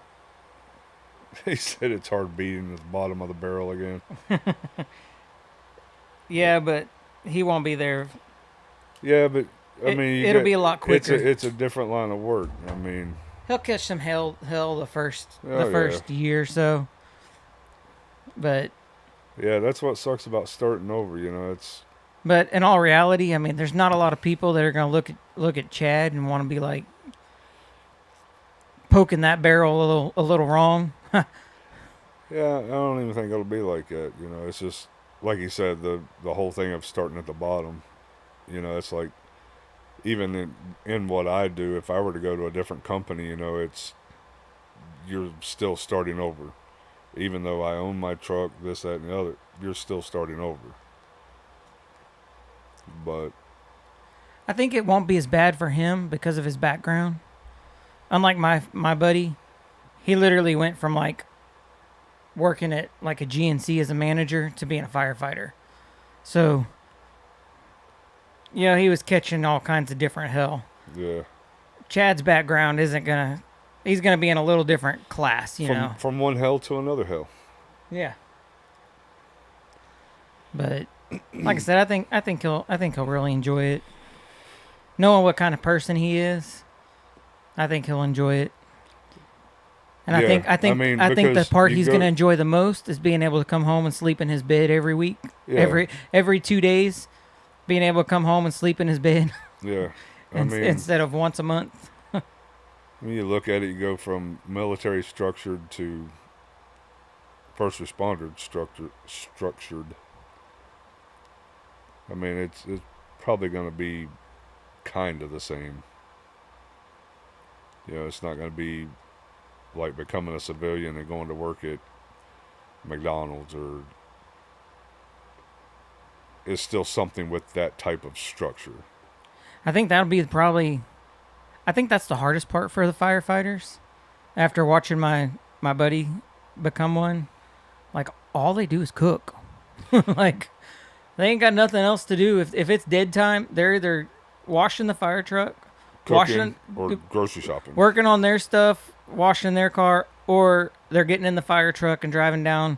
Out here, they drive to the Dollar Generals in the fire trucks and the Family Dollars and stuff. And that's where I would 9 times out of 10, whenever I would see my buddy out, is because his station that he worked at was the one that serviced our neighborhood. Okay. And so we would see him like whenever he was on duty and they were going up to get dinner at Dollar General or something to go back and cook. Yeah, I've seen him at Kroger a lot back in the day. Fire truck be out front. Yeah, you never know if they're there for an emergency or food. Oh, you can, because one of them's pushing a grocery cart. Well, I meant when you pull up. Oh, yeah. Like you pull up and you just see a fire truck. Yeah, because the truck's running. They never shut it off. And then they pull up and they park right there in front of the store. Yep. You're like, okay, I'm about to walk into it. You pull in, you're like, yeah, I'm leaving. What's going on in here? And then you go in and it's just 5 guys in there pushing a basket around, filling it up with crap to eat. Doing grocery shopping because somebody's cooking. Yeah, I hope you're brushed up on your cooking skills. If not, he's going to learn some new recipes. Learn something. I think, if I remember right,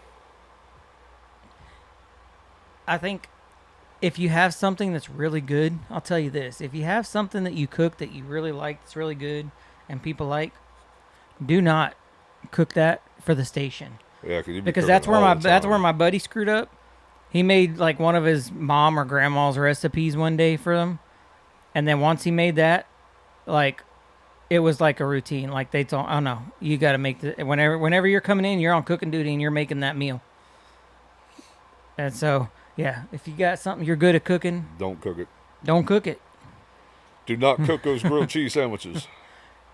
Because if you do and they like it, guess what? You're going to be eating a lot of that because they're going to want you to cook that all the time.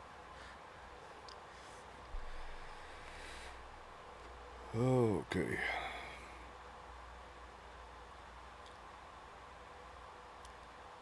We've actually averaged some pretty decent views this episode. I think we were up to like 10 or 12 at one point. No, I didn't see that. I think the highest I saw was 8 or 9. I know at one point we had like 8 people on Twitch. Freaking Rumble still hasn't freaking contacted me for their will respond in 24 hours. Yeah. That was like 2 weeks ago. Me and Michelle were actually talking about that before I left. That's somebody I haven't seen in here. I guess her and your mom are still watching that Handmaiden's Tale because your mom's never seen it. Michelle's seen it like 3 times. So well, even if she has, she probably forgot. I mean, actually, like she watched all before I left.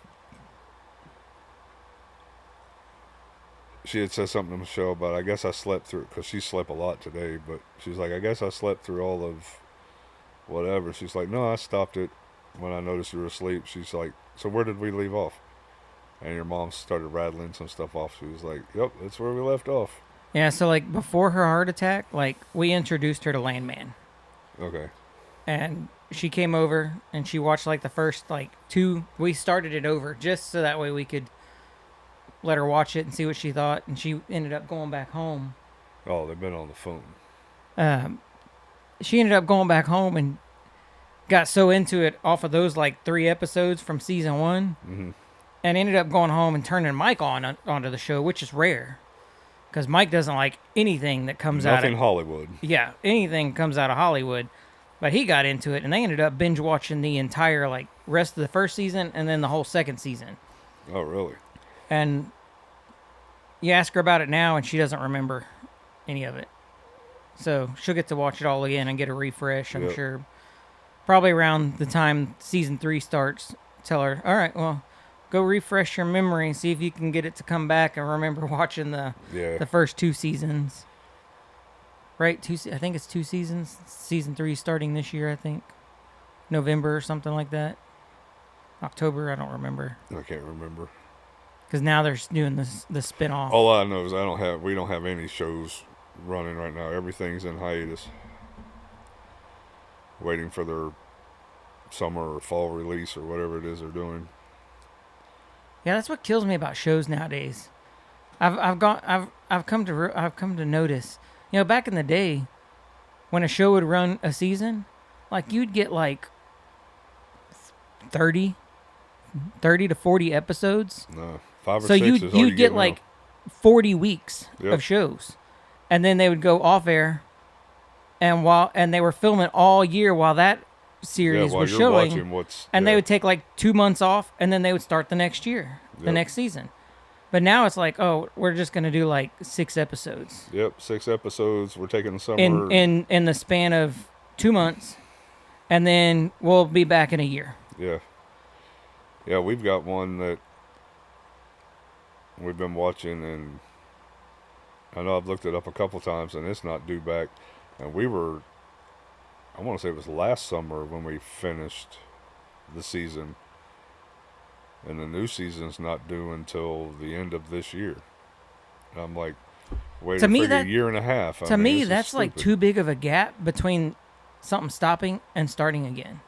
But it's like Taylor Sheridan. I mean, that's the way he operates. He gives you, well, yeah, because a season of 6, 7 episodes. Because he does this show. And then he does another show. Yeah. And then another show. And so you got to watch this one. Then you got this one and this one. And then now we're going to work on this one. And it'll be ready next year. Yeah. And I've seen reports that he's out there pushing for even more shows. Like, yeah. I don't know.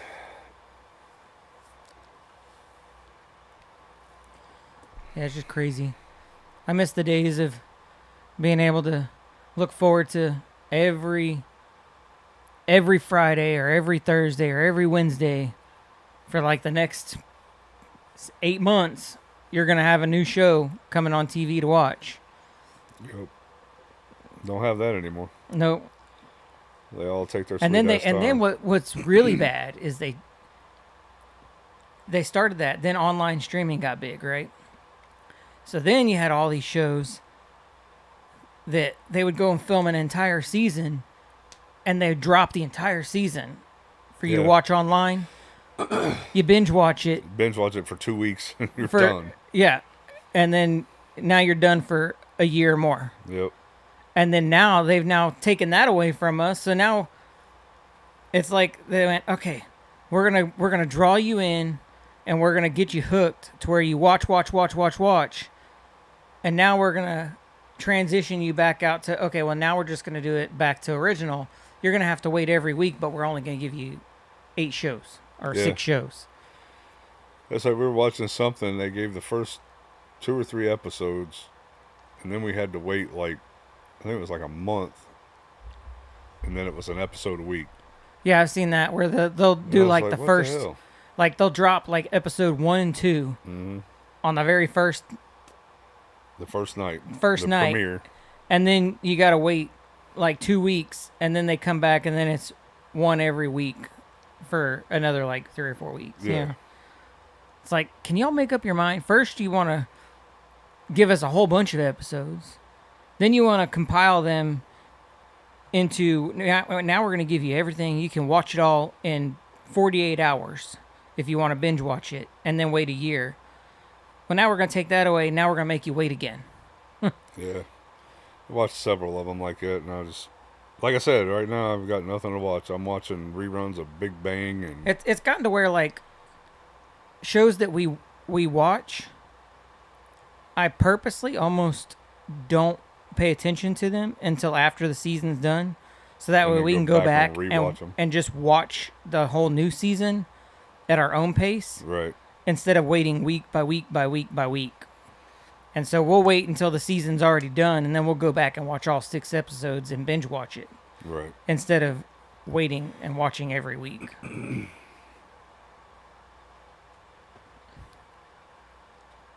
I wonder what they were on the phone about. Probably all these freaking campers that my mom keeps approving. It's hard to say. I think we can go ahead and wrap this one up.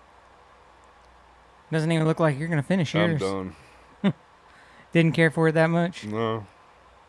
It's like I said, I mean... Make sure you take a picture of that label so that way you know not to get that one when you go back to buy some cigars. It's just a black label that says Black House on it. That's what I said. It's gotten... Really doesn't have any other... Speaking of labels, I remember I was watching one of the lives. I like to never got damn thing off. And they were talking about labels. And remember early on how I had that AJ Hernandez cigar that had the signature on the back, the printed signature on the back, and I was just curious at that point because I was so new into it. Right. That was actually brought up on a show, and they're like, I can't tell you how many times a day I get an email with a picture, and they're like, did I get a special cigar because it's got the cigar guys. Get the golden ticket. It's got Did I get the golden ticket because it's got the cigar manufacturer or the creator's signature on the inside, and they're like, no. Some people just print their signatures on the inside. Right. You didn't get anything special. It's just what they You didn't get the golden ticket. You're not going to Willy Wonka and the chocolate factory. You're not going to see the Oompa Loompas. Nope. But I fell for it. When I first saw that, I was like, holy crap. Did we get something special here? Take it easy, Chad. He's turning his brain off. He's done. Yep. Disconnect. Grab you a drink and grab your Xbox controller and call it a night. Call it a night. Have some fun blowing some people away on video games.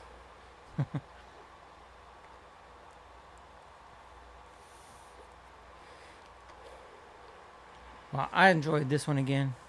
I'm glad you did. That one, like I said, that one had a good. I smoked. I if bought this one tasted even half of what that one tasted, I probably would have finished it. But I got the first one because typically that's how I do it. I'll go in and I'll place an order on there, and I'll pick like three to five cigars to where my order is about $50 or whatever, and I'll buy singles, and then if I like it, like this one, I liked it off that first one, so then I went back and I got me a 5-pack before they ran out, Right. just so that way I had them.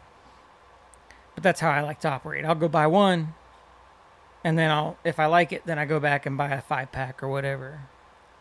There's a lot of people that I can't, watching these groups, watching like the Facebook page, I can't believe how many people go buy a box of something without even tasting it.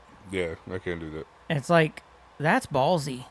Yep. You go drop $200-$300 on a box of cigars, and what happens if you light up that first one and you don't like it?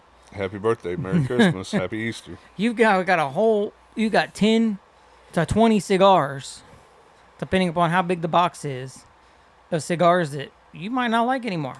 Yep. Just because you bought a whole box. I'm not going to buy a box until I taste it, and if I like it, then I'll go buy a box, which is what I did with the Breakfast in Portugals. Right. But even those, I only got those boxes because I got them on, like, one of them I got on Cigar Bid, and the other one I caught on Cigar International. They ran them on big sales, and both of them I paid $30 for 10 packs. But I smoked one first before I went and bought a single, smoked it, and I was like, these are good.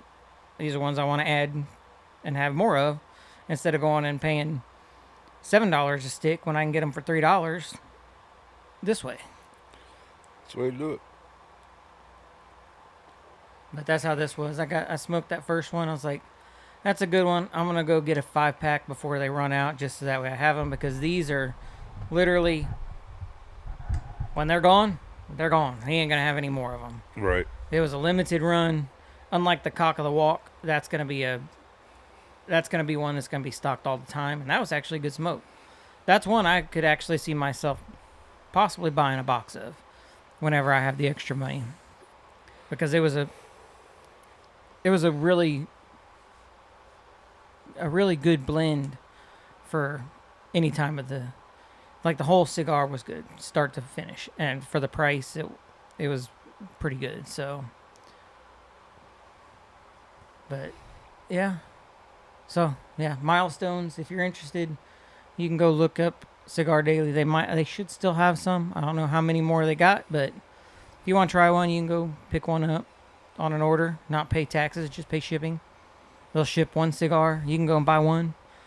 It's one cigar only and have it shipped, or you can put your own little sampler together, whatever you want to do. I know they do sampler packs of their selves that they put together. But if I'm not looking for something that's on a store shelf, or I'm not like in a hurry, like I don't have to have it like right now because I'm out. Right. They're my go-to shop for sure, 100%. That's probably the best thing I came across when I first really started diving deep into cigars. I'm glad I came across his channel. Right. Because it's opened a lot of doors and windows for me to experience other stuff through what he offers that you can't get locally. Right. So, like I say, if you're great place to buy cigars, as long as you don't mind waiting. Now you can get, if money's no option, you can do next day UPS delivery with him. But you're gonna pay. You're gonna pay. But if you do the basic shipping, which is like anywhere from $7 to $10, depending upon how big your order is. Right. You have it in 3 to 5 days. I usually have it within the week. Yeah, if you place your order like Saturday or Sunday, you're gonna have it by Thursday or Friday. Yeah. Well, yeah. With that being said, I hope anybody who's hung around this long and watched, I hope if you smoked a cigar or a gar or whatever you want to call it, A twig. Hope you enjoyed it, and I hope you enjoyed blowing off some of your Saturday evening with us. Appreciate it. And yeah, go. I didn't show the Facebook page, but yeah, go look us up on socials. Same name and different name on logo, everything. slogan or different logo. Yeah, I'm brain dead, dude. it's same name. You're just gonna see different logos. But if you see Gars and Arms, it's us. Yeah. On any of the social platforms. Yeah, nobody's TikTok, copying Instagram. us. So. Nope. Nobody's copying us, so we've got that tied down. Yeah. Go follow us over there and hit the. If you're watching on YouTube, hit that like and subscribe. Helps us out. Trying to grow that community too. Got any comments, concerns, complaints? GarsandArms@gmail.com. If you're watching on Rumble, suggestions. If you're watching on Rumble, why don't you do us a favor and go to Rumble support. I think it's support@rumble.com or something like that. Send them a message and say, hey, why can't I find my favorite channel on your platform? Even if we're not your favorite channel? Because I have literally done everything that they told me to do. Consistent uploads every week. And you still can't find us unless you just happen to run across us. Have now 19 videos, 20 videos up on Rumble, something like that. I don't know. And we I still noticed at are one not point. found. I noticed at one point found. we had like 5 on Rumble when we first started out tonight. So yeah, I don't know. They've had to have run across us because I think everybody we're picking up on Rumble is because it's popping up. Hey, this channel's live, and they're just clicking on it. Or they're scrolling through the lives, and Yeah. we happen to be there. Yeah, we're not getting any organic viewers from people being able to search us because we can't be found. Right. Unless if you go to one of our socials and click directly on our channel link to get you to our channel on Rumble. But you can definitely search us on Twitch or YouTube and find us, no problem. Yeah, YouTube, we are right there. And if you're Easy one of to those, if you're one of those that listens to podcasts at work like I do, we're also audio only on Spotify. Same name. Yep. But So- other than that, I guess we're going to go ahead and sign this one off. I am Kyle, a.k.a. Coyote, I'm Dale. Mr. Outlaw, and I hope we can see you on the next episode, which will be episode 20 next week. Next week. And have a great rest of your weekend or whatever, and Be safe. Be safe. We'll catch you on the next one. Peace out.